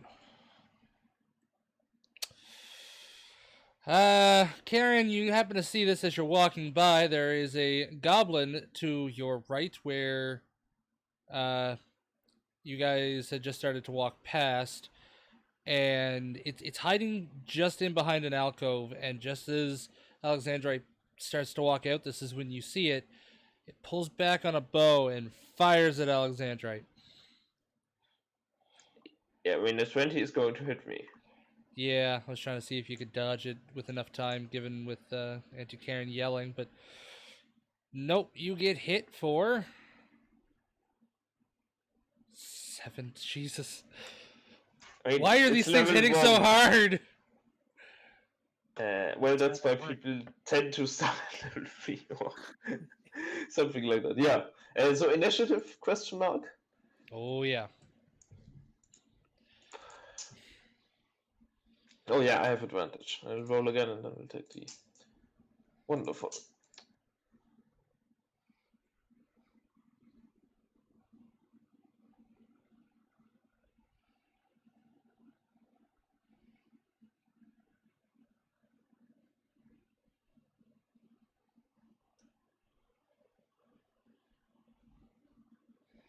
Wondering why I couldn't select anything.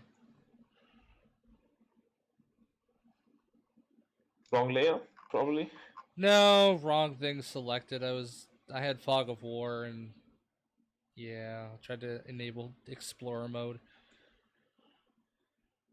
Yeah, you see this little guy right here, this little prick with the bow.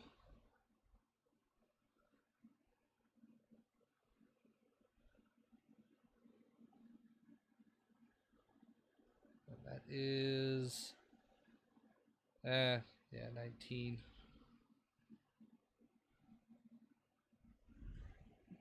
Gobbo.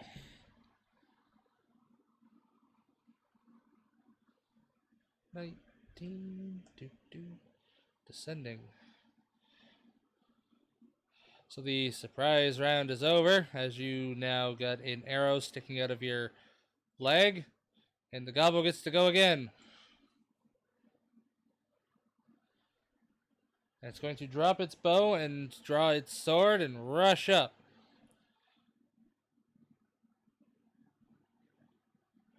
To right here.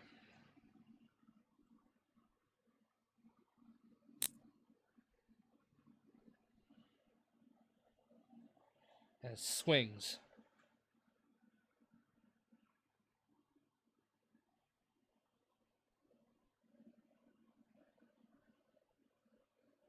I'm assuming that 10 does not hit. I don't think it hits anyone, no. I was going for you there, so. 17. No, it doesn't hit.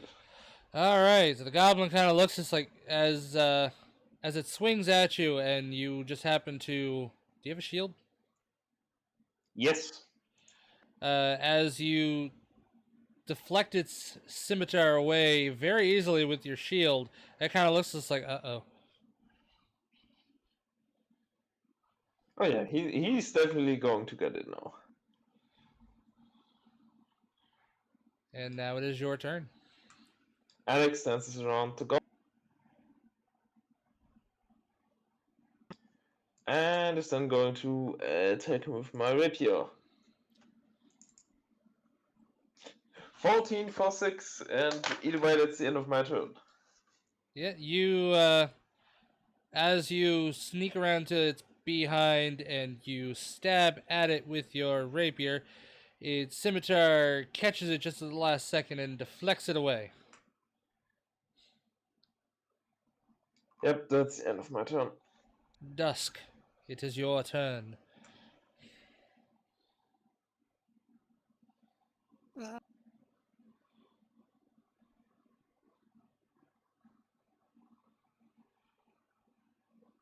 So I just realized they have like their 1/4 challenge rating, and yet they should be like 1/2 to 1. Flanking rules, yeah, but you didn't flank. You kind of lost your flanking when you moved around. Well, yeah, that's the question. My old position was superior if we are using flanking. Yeah, I like the Dusk +2. will squeak past Alexandra and Auntie Karen. And get on the other side of the little goblin bastard. Takes a quick glance down north and south. And then with her hammer, one-handed, swings at the thing. I'm going to assume 13 misses. No, it uses its sword to deflect your hammer and just move himself out of the way just in time. And starts kind of looking up at you guys and it's like, well, I might actually have a chance to win this. Wait a minute. What was the flanking rules? Oh, +2. Yeah, so roll damage. 15 to hit, then damage is 4. So yeah, its scimitar actually does still catch your hammer, but it can only deflect it so much before it gets it right in the shoulder, and it does deal a little bit of damage to it. I will use a bonus action.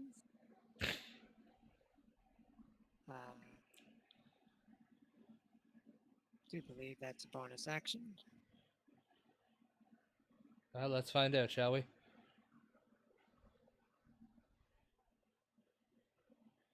Healing word for 7. To Alexandrite. Whispers a soft blessing into her mind, his mind, from her god. Hey, little mama, let me whisper in your ear, tell you everything that you want to hear. No? Okay. The glass has your back. The glass watches over you.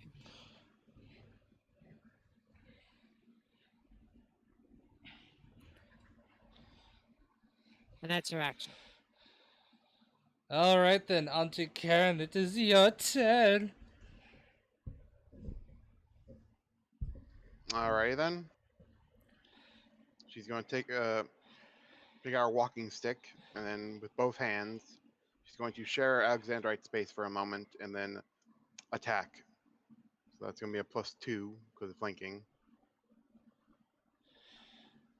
Yeah, you definitely hit for 6 damage. Yep, and with that, I then move over here and then end my turn. Well, as you hit it with your whacking stick, which I kind of wish you were a druid now, you conk it over the head really, really well, and its head just kind of like smushes down into its neck, and it just slumps to the ground. Raise my walking stick over my head, like, yeah, and Karen still got it. That's a surprisingly good work. Now, I assume this bloodbath has ruined every chance we've had at being stealthy, and I would suggest the person with the biggest armor goes first now. Sort of pushing Dusk forward, as I say that. Yes. As you guys were trying to be stealthy with your critical ones. We didn't know. No, you didn't. How deep is this crevice? You will not be able to Alright. cross over it. I know, but how deep is it? I'd say probably about 50 feet. And how far, at the shortest point, how far across is it? About 13. Okay. So one of you guys could get across. Yeah, Hoppy Boy. But don't you know, you never split the party. Yep. Yeah, except he's not here, so... Yeah, he can't make the choice.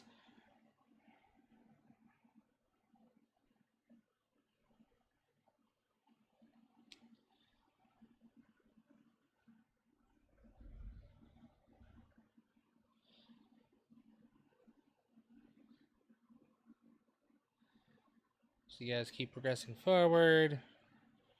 Yep, what do we see up here? You see what looks like a little thing of water and 2 goblins bathing. Very naked. I don't know if goblins have bits, but you get any closer and you'll see them. Okay, I guess, and it looks like they haven't noticed us yet. No, not Question yet. mark? Well, I Yep. would suggest sneaking is back on the menu then. Yep, I'm going to roll for stealth. Yep. Alex is 15. also going to do that. My boy. Great. I'm pretty sure that their passive perception will be like, "Hey, what's the? That's the sound of some metal," and they get up and they scream, but not in like the war cry sort of yell. It's just like, you walked in on a naked woman changing kind of scream. So I assume we roll initiative again. Let me get rid of you. Yes.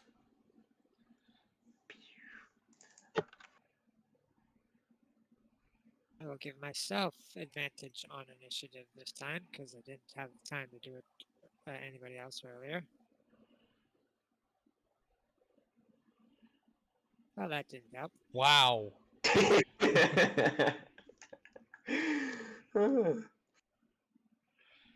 And I didn't even have to change the order. It was put in perfectly. Man, Azurov, you're really on a roll today, I gotta say. Yes. But That would be 2 8s. All right, yeah, the goblins they see you, they look at you, and one of them starts reaching for a bow before, but it doesn't get to grab it before you have a chance to move, Alexandrite. Okay, where are they? Oh, they're at the yeah. back. Yeah, they're right there. They're at the back. Is the water difficult terrain? No, it's pretty shallow. Like it's up to like their knees, crotches area. So it's Okay. it's about to your shins. I'll move over here and dodge, and that's the end of my turn. All right, this guy grabs his bow and fires at you because you decided to go front again. I mean, yeah, it doesn't hit. So it fires. So the fires the bow and it's just twangs into the wall behind you and kind of like bounces off harmlessly. The other one grabs a scimitar and starts. What is their speed again? Is it 30, 20? 30. So he's here. So he rushes up to you here. And as he swings, he kind of slips in the water a bit, and his swing falls short.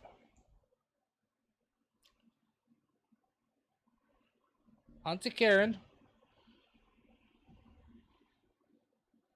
All right, I'll move up to here where I can just barely see the goblin right here. Well, no, it'd be a wall in the way. I need to move closer.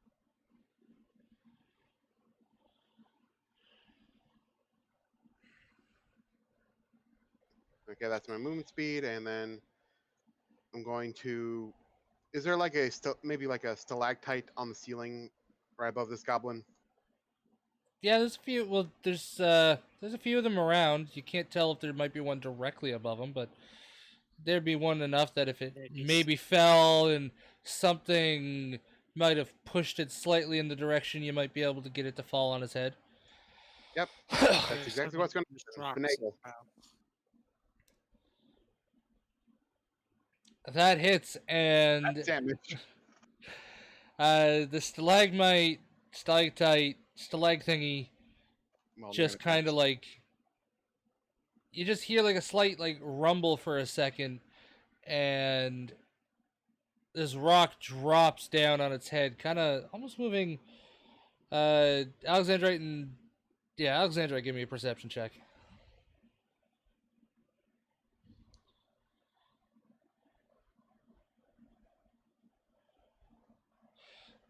That's persuasion. Ah, God damn it.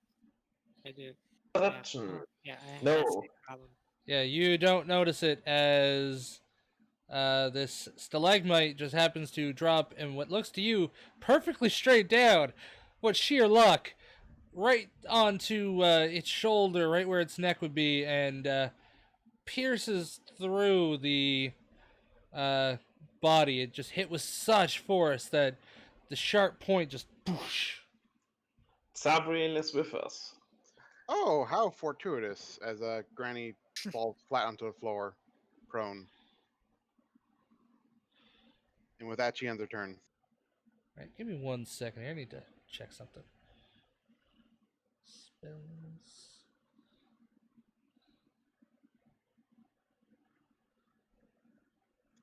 If you're looking for a finagle, I put it in the. I can actually just click it to you. I was just trying to see if it had any components for it.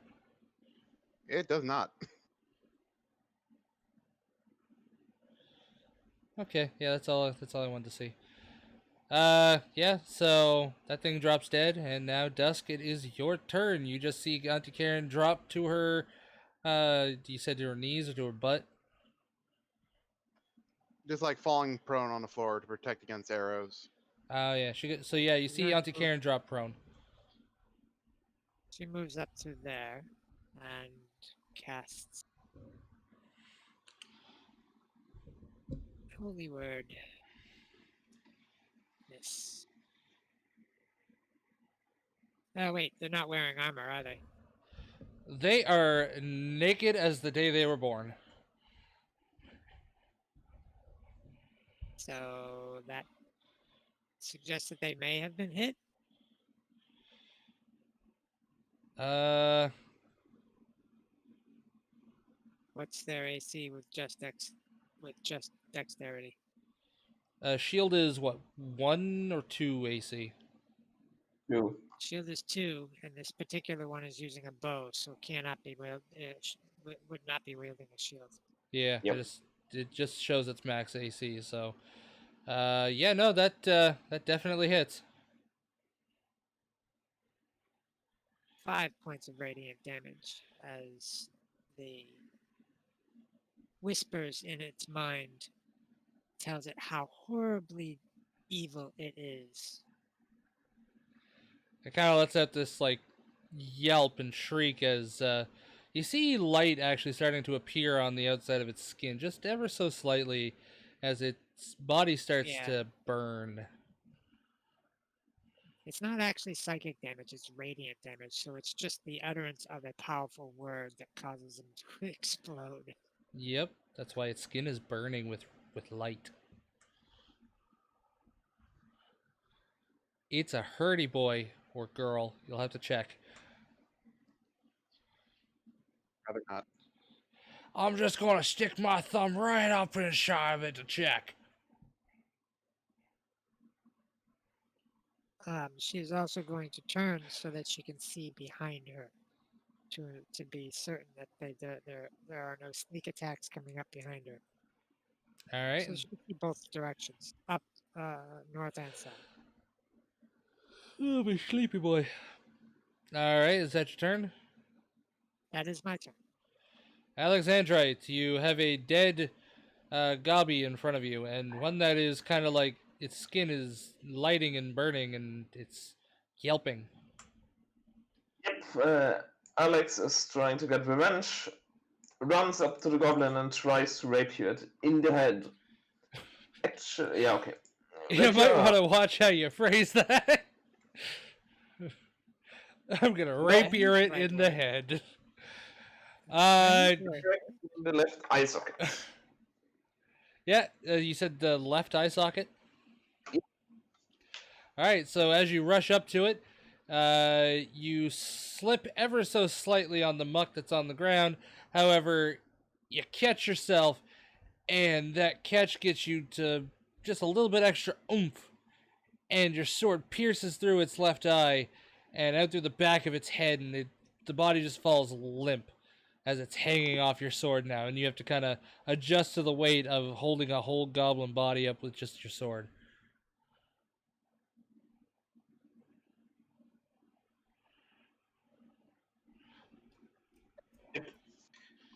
Do they have anything on them? It looks to be of value. They have a short bow, some arrows, and a scimitar, and maybe Alex. a penis.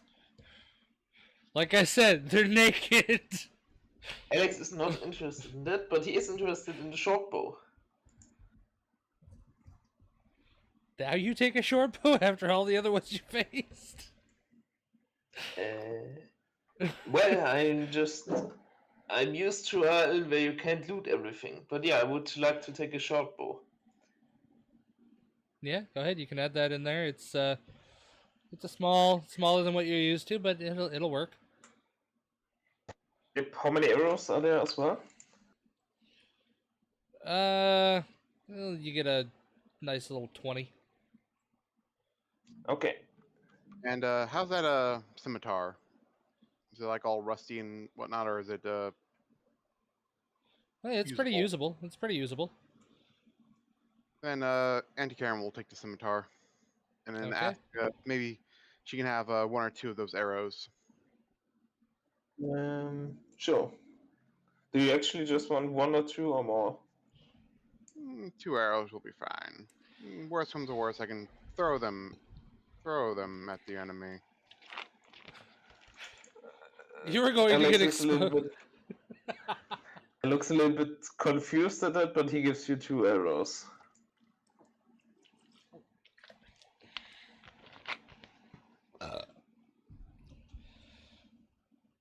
All right, so the one with the higher AC is going to start going ahead first again. Yep.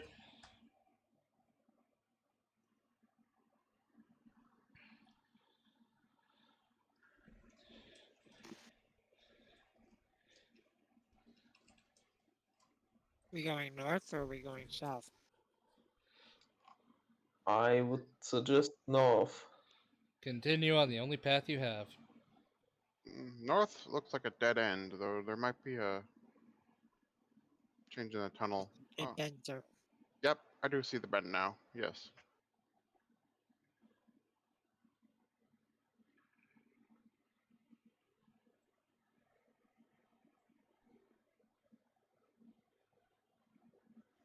Once Auntie Karen gets back on dry land, she's going to try to stealth again. Okay, go ahead. I mean, it can't hurt. Alex sees it and would like to also attempt. 17. 6. All right, you guys are doing a little bit better with your stealth rolls this time.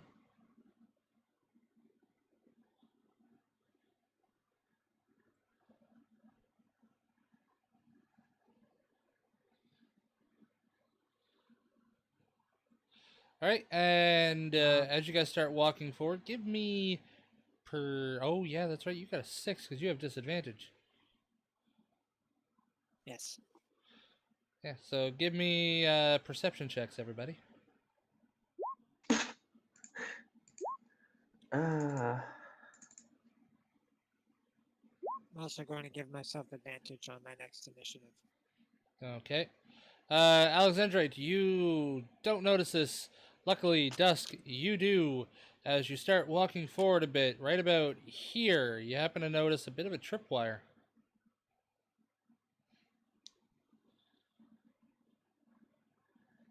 Okay. She will. From where she is, it's here. In between the rocks here. Okay. She will use holy word, targeting the tripwire. Okay, I'm assuming that's like a cantrip or something that I don't know about. It is a cantrip. Yeah, you use holy word on it, and the rope burns and snaps, and all of a sudden, little rocks that, you know, the biggest one's probably about the size of your fist. There's probably 20 of them.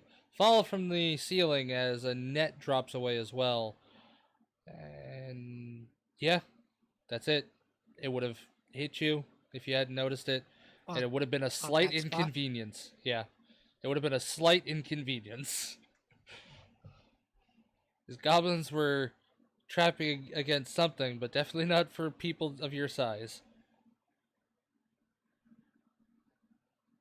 Hmm. Oh. Once the other two sit safe, Auntie Karen will go and collect the net. The net's kind of out of reach. Kind of like it's pinned up to the ceiling, and it just You kind of want like, the net? Well, let's yeah. go that way then. The net could be useful. Two of you guys together have might be that. able to Should reach be- up and grab it.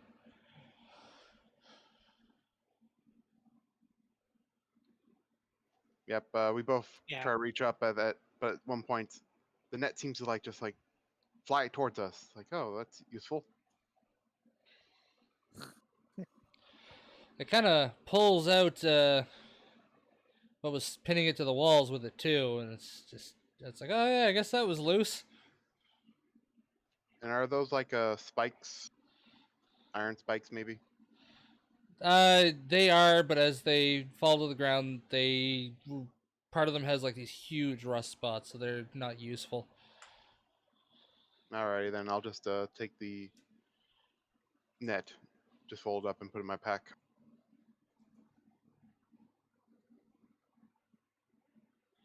I'll say, yeah, where's Holy Word from? I'm looking it up.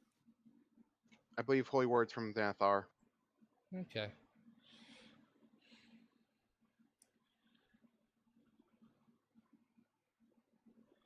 So yeah, you guys come up this A way. level cantrip.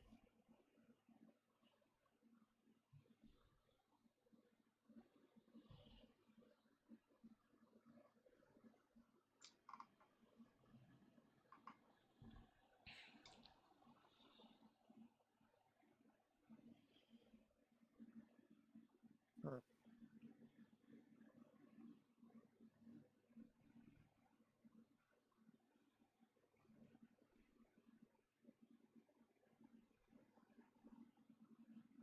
Okay, should we move on?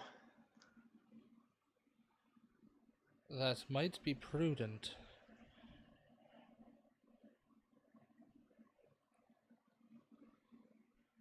Yep, Karen's right behind you.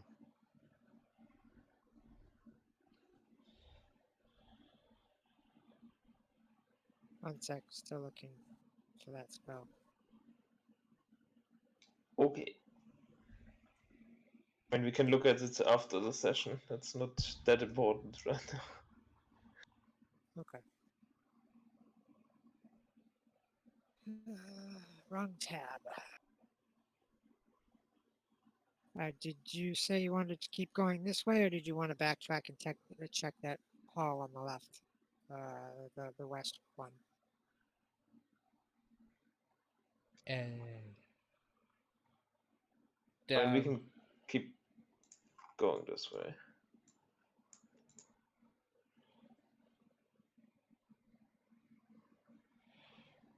Okay, so yeah, as you guys get to right about there, you happen to notice, you don't even need to roll a check, just with your passive perception, there was some wood sticks, some stones arranged in a circle, almost like a little campfire. I see up there. Yeah, right there on the N8. You know what? I'm going to check what's behind the corner here. Oh, okay. So there's also a path here, I tell the others.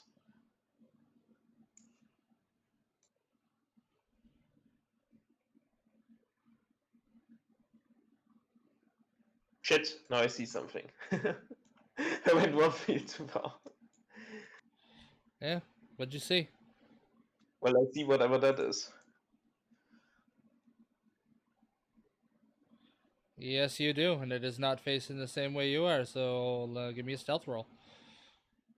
Okay.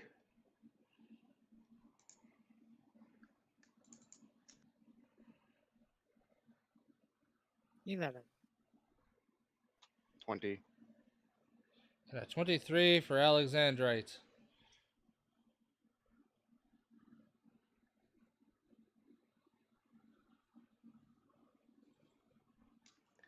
Okay, Perception is well, wisdom. if he hasn't noticed us yet, then I would like to sneak up behind him and like attempt to knock him out. Well, if They he's don't have a perception thing to click on here, so. As you start sneaking up behind him, he really doesn't notice you. Okay, well then I would like to take my rapier and attempt to hit him with like the back of it. Alright, go ahead. Yeah, you hit him in the back of the head, and he is, for just a moment, stunned by what the hell just happened. Gahi!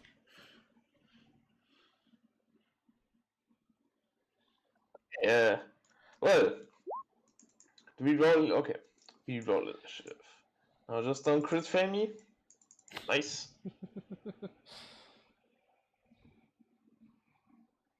Yeah, but that's an entirely different spell.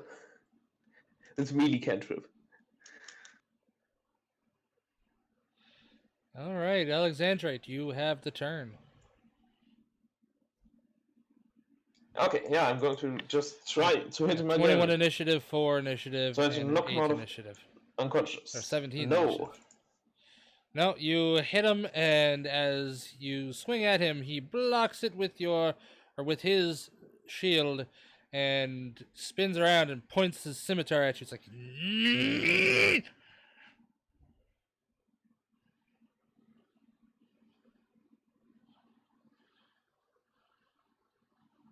who may? Actually, yeah, I'll keep standing here. That's the end of my turn.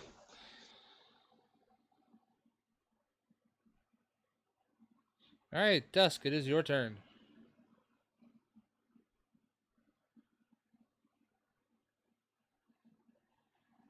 I will move up.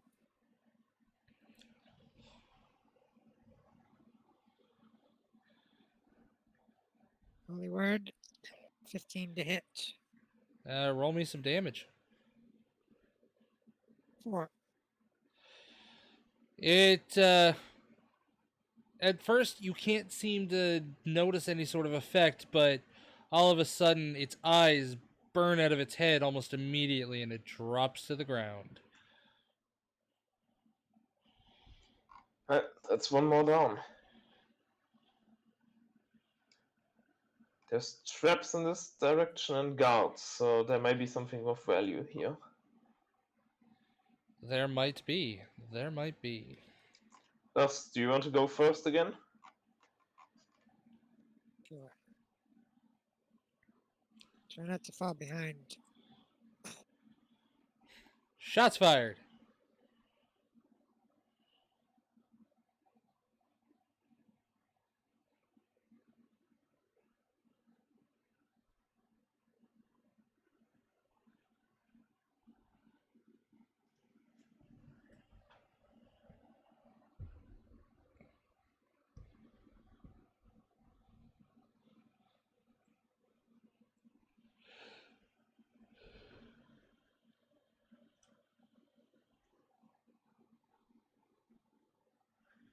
Yeah, it's Grim Hollow.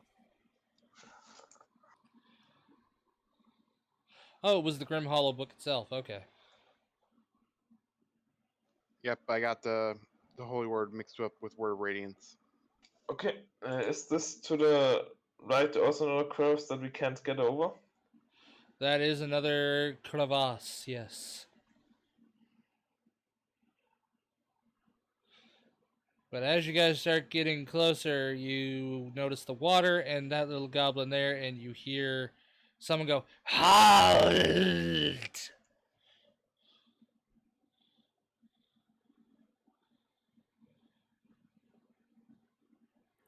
And that goblin there has an arrow trained on you guys.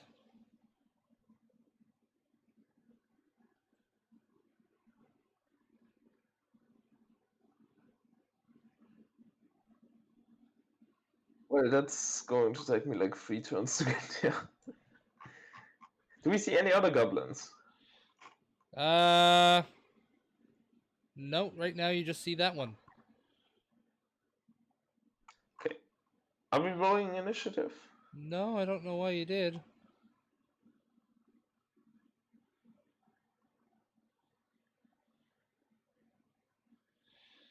So yeah, you just hear this loud and commanding a halt. Is it coming from the little bastard that's in the pool? You cannot tell.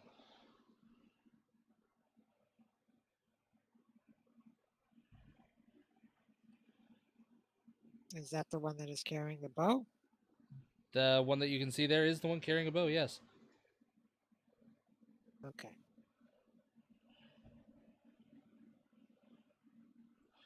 Far away is that?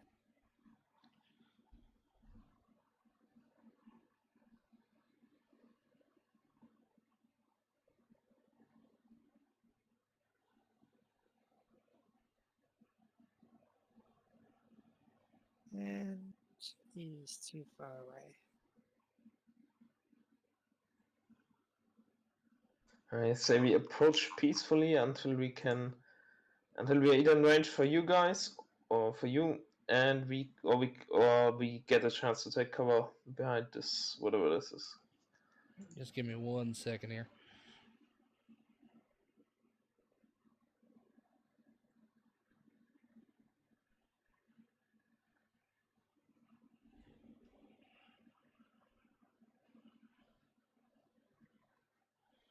Just something took a second. Of course you're gonna reload it again before I have the chance to grab it. Do that one more time, I swear to Jesus. While you're doing that, Now it's testing I me. mean- I've been trying for like weeks to remember this, but planes, your character's health. How'd you get to be like that? What? Little bar on your token. Oh, he's I just using a can- different bar. He's not using the green one, he's using the red one. Yeah, but even if I use the red one, it still pop up above my head, not like on my token itself. Can we talk about it after the session? First of all, you need the emerald for that. That's fine. I was just wondering because I've been forgetting for the past like month or so to ask about that. I can see your bar if you have one.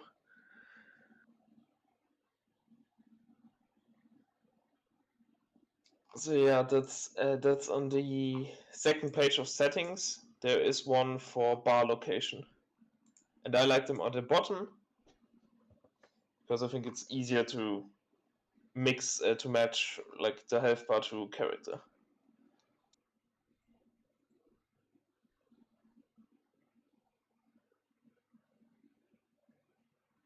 Like that. Oh, neat. Yep, now I can see both of you guys. Alright, so yeah, you guys see there, the dude still got the bow drawn and ready, and he looks at you, just ready to go. It's like, what do you want to do with him, my lord?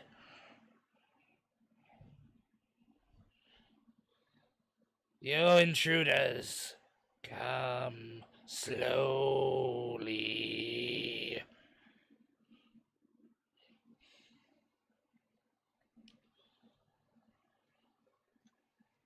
Anti-Karen will start walking in slowly, trying to play up the I'm old and feeble act, like just like heavily using her walking stick and whatnot. So what is this? What is what? Well, that you'll have to give me. Shit, you have favorite enemy, right? No, I don't have a favorite enemy. Oh yeah, that's right. That's Rex's. Hoppy has that. Yeah, Froppy. Or Todak. Yeah, what a shame. Once we went to the cave, he was swooped up by a harpy. He'll have fun before he returns. Come back, it's like, I just had some really good bird. Yeah, you see that thing? Give me... Well, I guess that'd just be an intelligence check. Okay, let's go.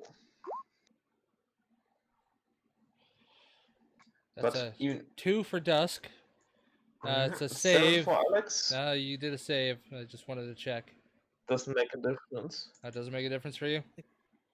No, And an 8. You have no idea what that is. It kind of looks like a goblin. it does look goblin. Alex would like to whisper to Dusk. Okay. Do we approach them or do we take cover? Nodding in that direction. Um,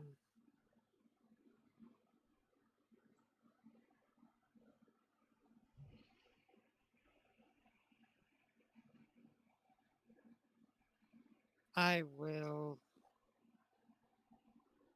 mind link to Alexandria. It says I'll go for first.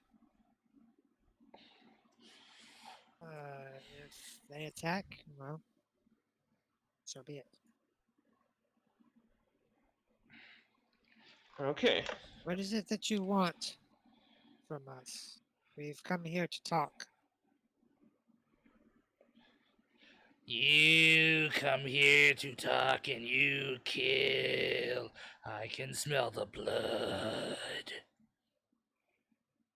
What is your standard response to guests? You come without offering at our door. We attack intruders. So it stands to reason that upon investigating this cave and being attacked, that our response would be to defend ourselves, yes? You invade our home. You defend. No, we defend. That is Well, you killing my attacked throat. first.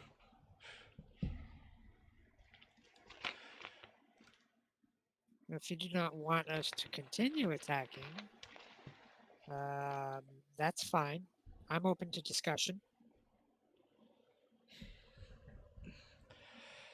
What is it that you tall things want? Honestly, we want to know whether or not you know anything of what is going on in the surrounding lands regarding people being, the people and creatures being stolen, kidnapped, taken away. Have you seen anything? We don't deal with that. We stay away from there. We know, but we will not.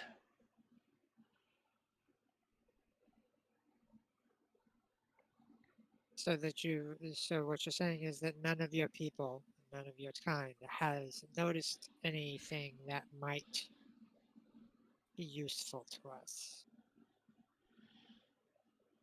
We know. We know what's out in the forest and in the plains. That's kind of cryptic. Would you care to explain?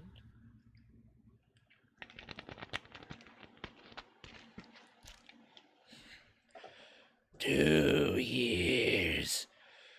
The three invade.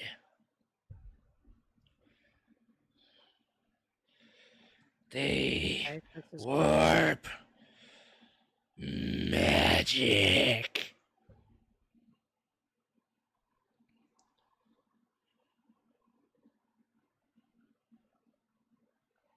Do you work for these three that invade? No. Magic. Hate. Do you hate magic? Well, can't say that I agree with you on that. Some of it's good, some of it's bad. It's all a matter of how you use it. But I respect your opinion on it. We are trying to track. Arcane. Yes, arcane can be quite troublesome.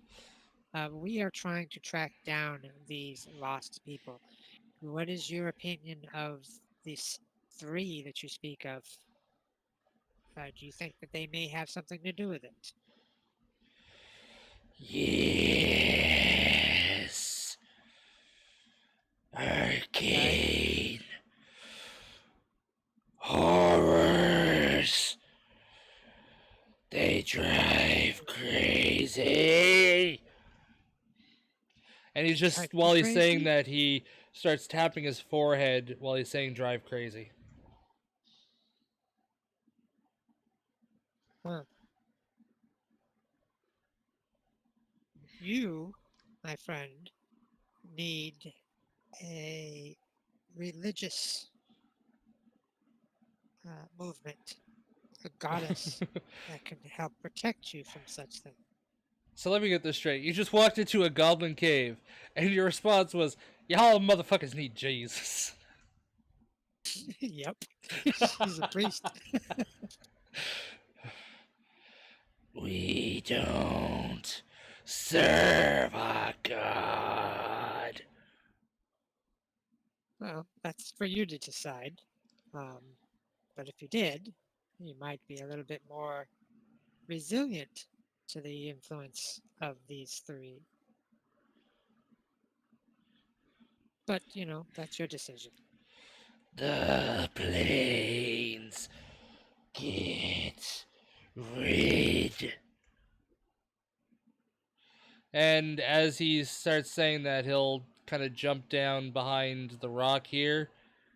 And a few seconds later, he'll climb back up with this very, very ragged, jagged, and looking sword. Like, not something you'd ever see somebody use in combat. So more of a ceremonial looking junk thing. No, Unwieldy. no. It's definitely wieldy. It's just it looks like it's broken, and like almost like it's sawtoothed. Like it's not something that you would normally see somebody ride out into combat with.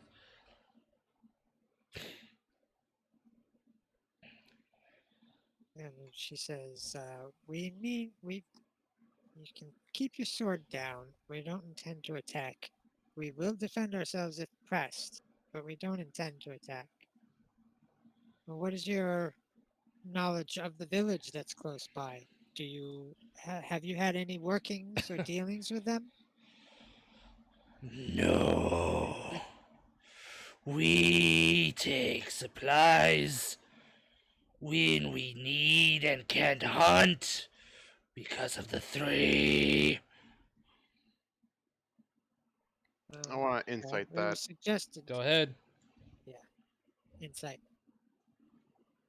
You can tell he's angry, but you're not sure if he's lying or not. Mm, yeah, same for you, Dusk. With a 9 Okay. for Karen She and says, 7 for Dusk. Okay. A 16. 16 for Alexandrite. Yeah, he is definitely not lying. They do not work together, but they have been stealing supplies because they cannot hunt. He's being very truthful. That is strange. But at least we learned We were led to something. believe. Yeah, she says we were led to believe that you were actually hired by the village, but I guess we were wrong. Lies. Well, they weren't being particularly honest with us, so I'm not really surprised. They You may fear. No, we attack intruders. Keep little safe. Well, we will be getting out of your territory in due course. Though I would ask your permission to do some scouting and see so that we might learn more of this three. If we are going to remove them so that you can continue or to go about your hunting and all of that, we may need free reign of your territory in order to come up with some sort of strategy. If these three are as dangerous as I suspect they are, we're going to need to handle this carefully. If you get what I'm saying. Free reign. Mm. And he ponders for a moment, and then with both hands, he raises the sword above his head and chucks it. And it lands right here. Jeez, And that's a friggin' throw. he looks at you and it's like, take scouts won't fight mine. She goes over and picks it up, gives him a slight bow, and says that I know that you don't care for such blessings, but the glass protect you. And we will do everything that we can to rid you and your land of this three. It may take some time, understand, but we will do what we can. And if we succeed, I will return you your she holds up the sword. Bleed And edge. bleed age. Edge, EDGE. Bleed edge. Thank you.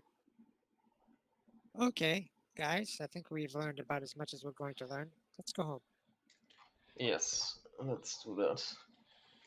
Thank God, that hurts so much.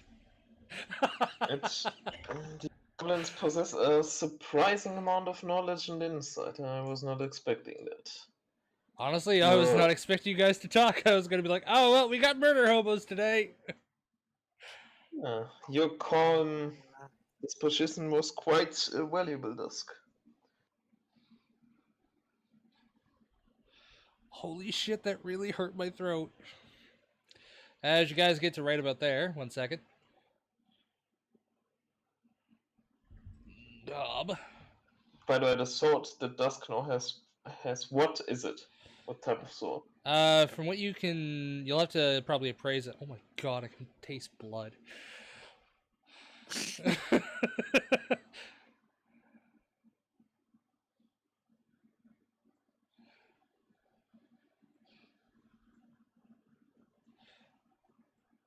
Yeah, you see two goblins there, and they start scrambling and move a plank from that was hidden over here and move it across the chasm.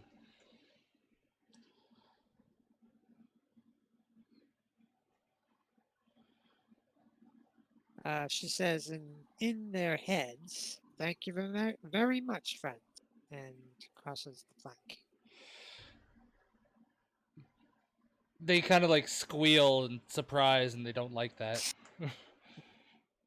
Of course not. What do you That's mean why I this did it. isn't Dragon Ball?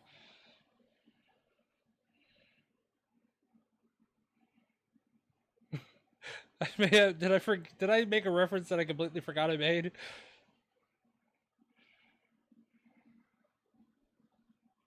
Ugh. And out. All right.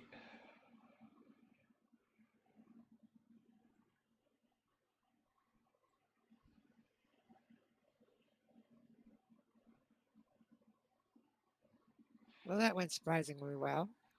Yeah, it did actually. I kind of feel sorry for the ones that attacked us a little bit. Yeah, you should.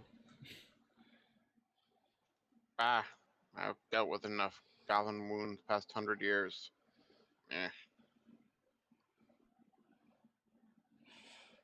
Oh, yeah, that She makes shrugs. sense. Well, we know that the goblins are not a direct threat to the village. They are an indirect threat in the fact that they can't hunt and therefore must scavenge from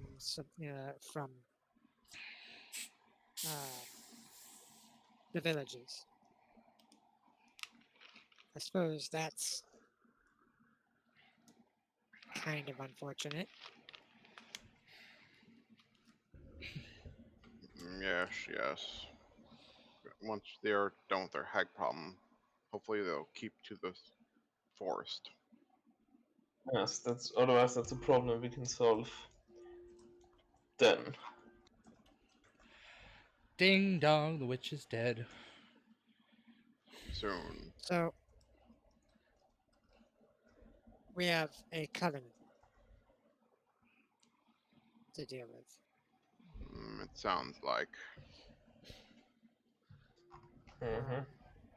We still have one Iron, part of a hamlet balanced to diet. visit. I mean, technically it is. Yeah, I suppose we should head there. My theory is that if we are going to deal with this threat, that our best course of action would be to not assault them in their territory. I mean, I'm not gonna lie. I heard a Understand story correct. of Huh? I heard a story of a party actually taking down a hag coven at level 1. I have as well. To just like threw him out the window. This is like in Barovia. Yeah, that's what it was. I think it was Puffin Forest or something. Yep.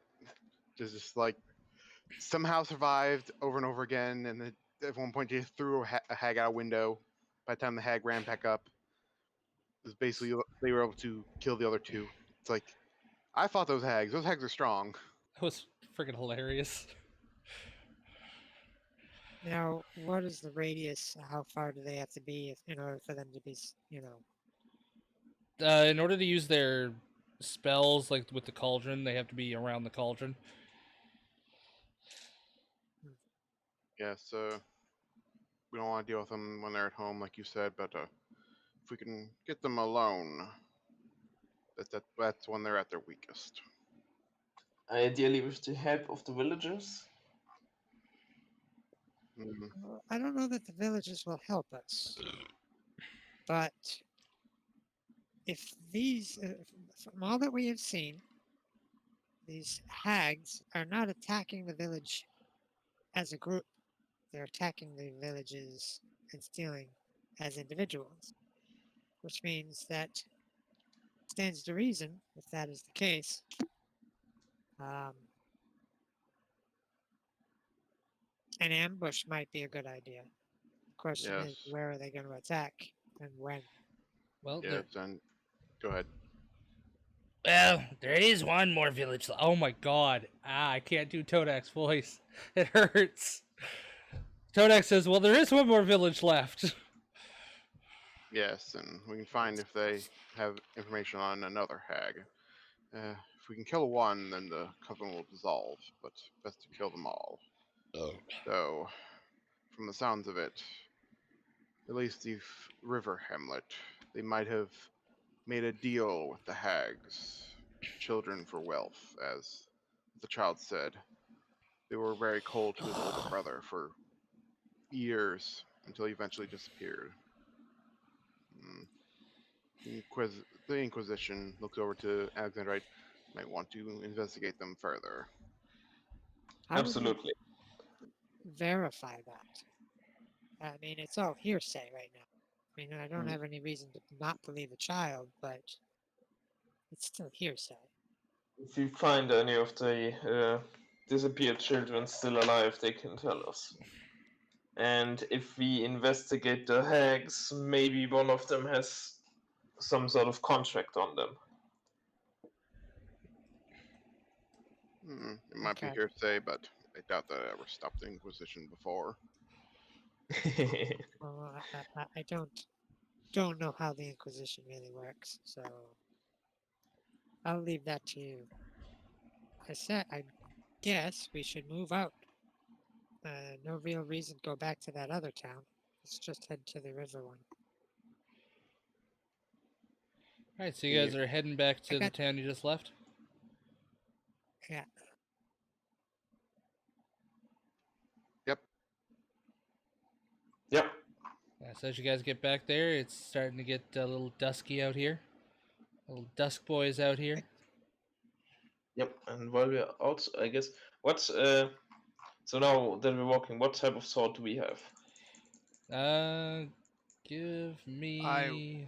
Well, I'm not going to actually do it inside the town. I'll sit down and do a ritual cast detect magic on it. There is no. I You assume cannot detect any magic on it. Okay, Okay. but she passes that information on. okay, but And what, like, is it a short sword, long sword? It Scimitar, is rapier. Scimitar. it is a long sword, actually. I don't know. Could I maybe I do like a, guess so. a medicine check on to see if like a weapon of this would be able to do bleeding, make an opponent bleed very easily or something? Yes, go right ahead. 10. You can tell that from the way it's jagged that if you were to cut something with this, the wound would not be clean and it would definitely bleed. Do you bleed? Yeah, No, if they allow me, I'll take out my whetstone and like give the sword a good sharpening. I'll Give me Considering- a hand it over to dexterity whoever check while wants you do that, okay? A what? Sorry. Give me a dexterity check.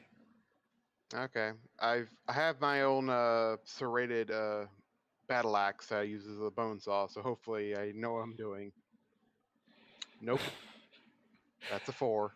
All right, you take a point of damage while you start putting the whetstone across it, and you just happen to like nick yourself a few times. You're not bleeding or anything like that. Like it's easily healed, but you just were not as careful as you thought you were gonna be.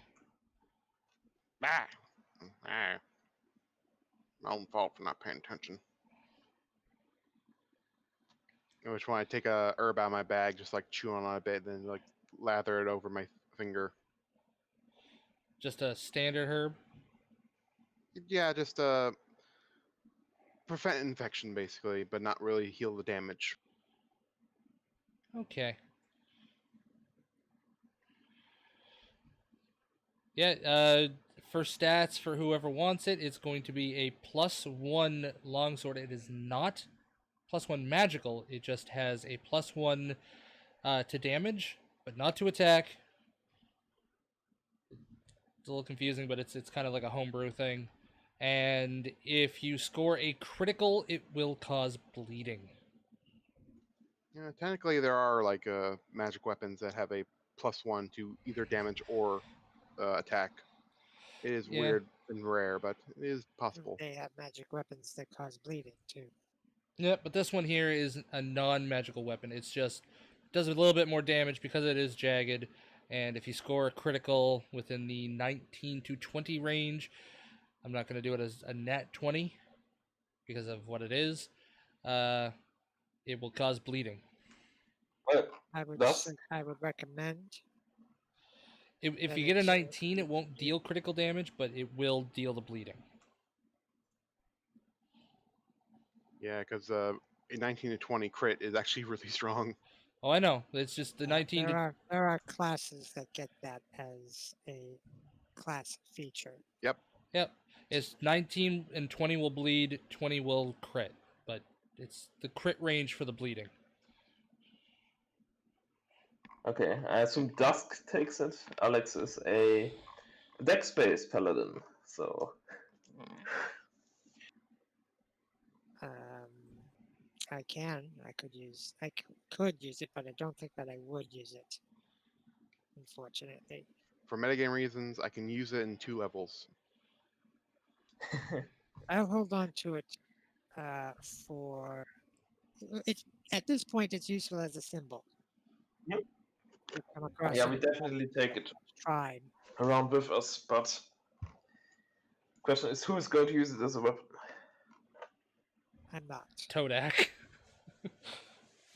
I mean, he's not proficient, but considering how ridiculous his stats are, he still could probably use it best out of all of us. Probably, yeah. I am proficient and could use it. However, I have no desire to. I also realized I can't actually use the scimitar I have, so I handed off to Todak. I'll mention that to him. Okay. I'm gonna call it a goblin sword. Oh, he did call it the blood edge. Or the bleed edge?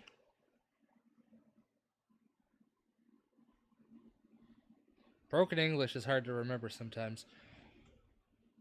Fine, got it.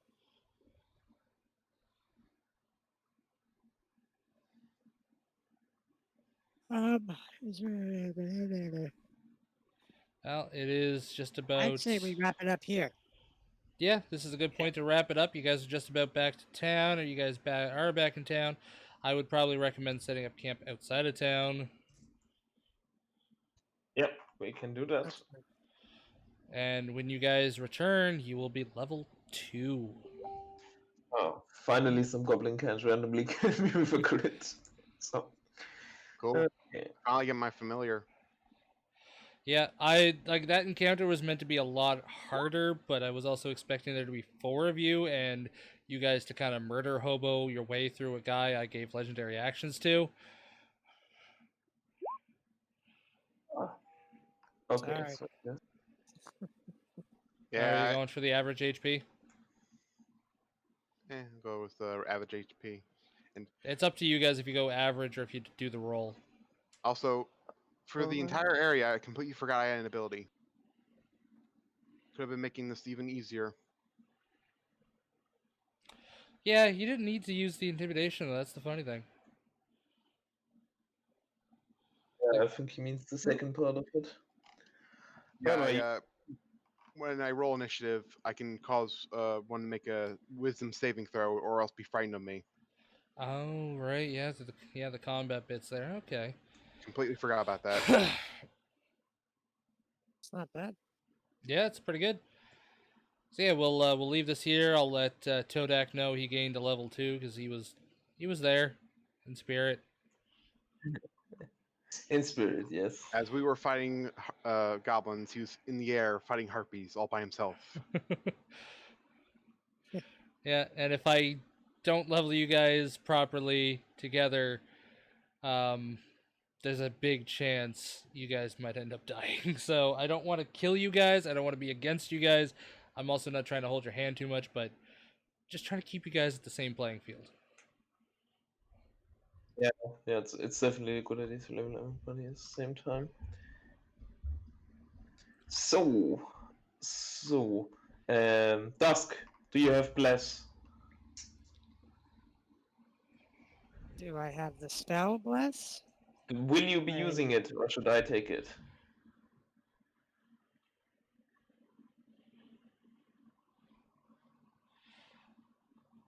But thank you all for Pick your tuning in. spells, let me I'll know hope if to you see don't- everybody. If you do not take it, I'll throw that into my repertoire. Well, I have a rules question. Protect from evil and good.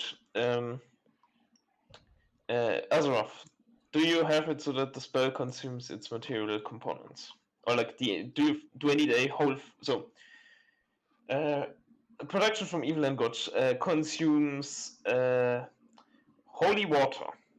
The question is how much, which isn't clearly defined. So some people say it's an entire flask, some say it's a negligible amount. And so the question is for you.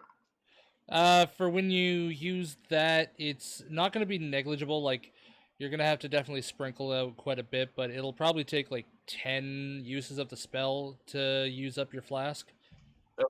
Well, normally, if it doesn't have a gold component, it actually kind of more or less useless. But Correct. that's up to you. And for metagame reasons, I actually do have protection from good and evil. Yeah, I'm From- definitely not going to take it Um, now. I take Shield of Faith, Compile Stool, and Wrathful Smite. Anyway, Quickly speaking, we're going to leave this here as today, I guys. understand- So thanks everybody for tuning in, and I hope to see everybody tomorrow for whatever the hell I'm going to do. I don't know yet. Anyway, catch you guys later. Bye. Have a nice day, everyone. Nice day, everyone.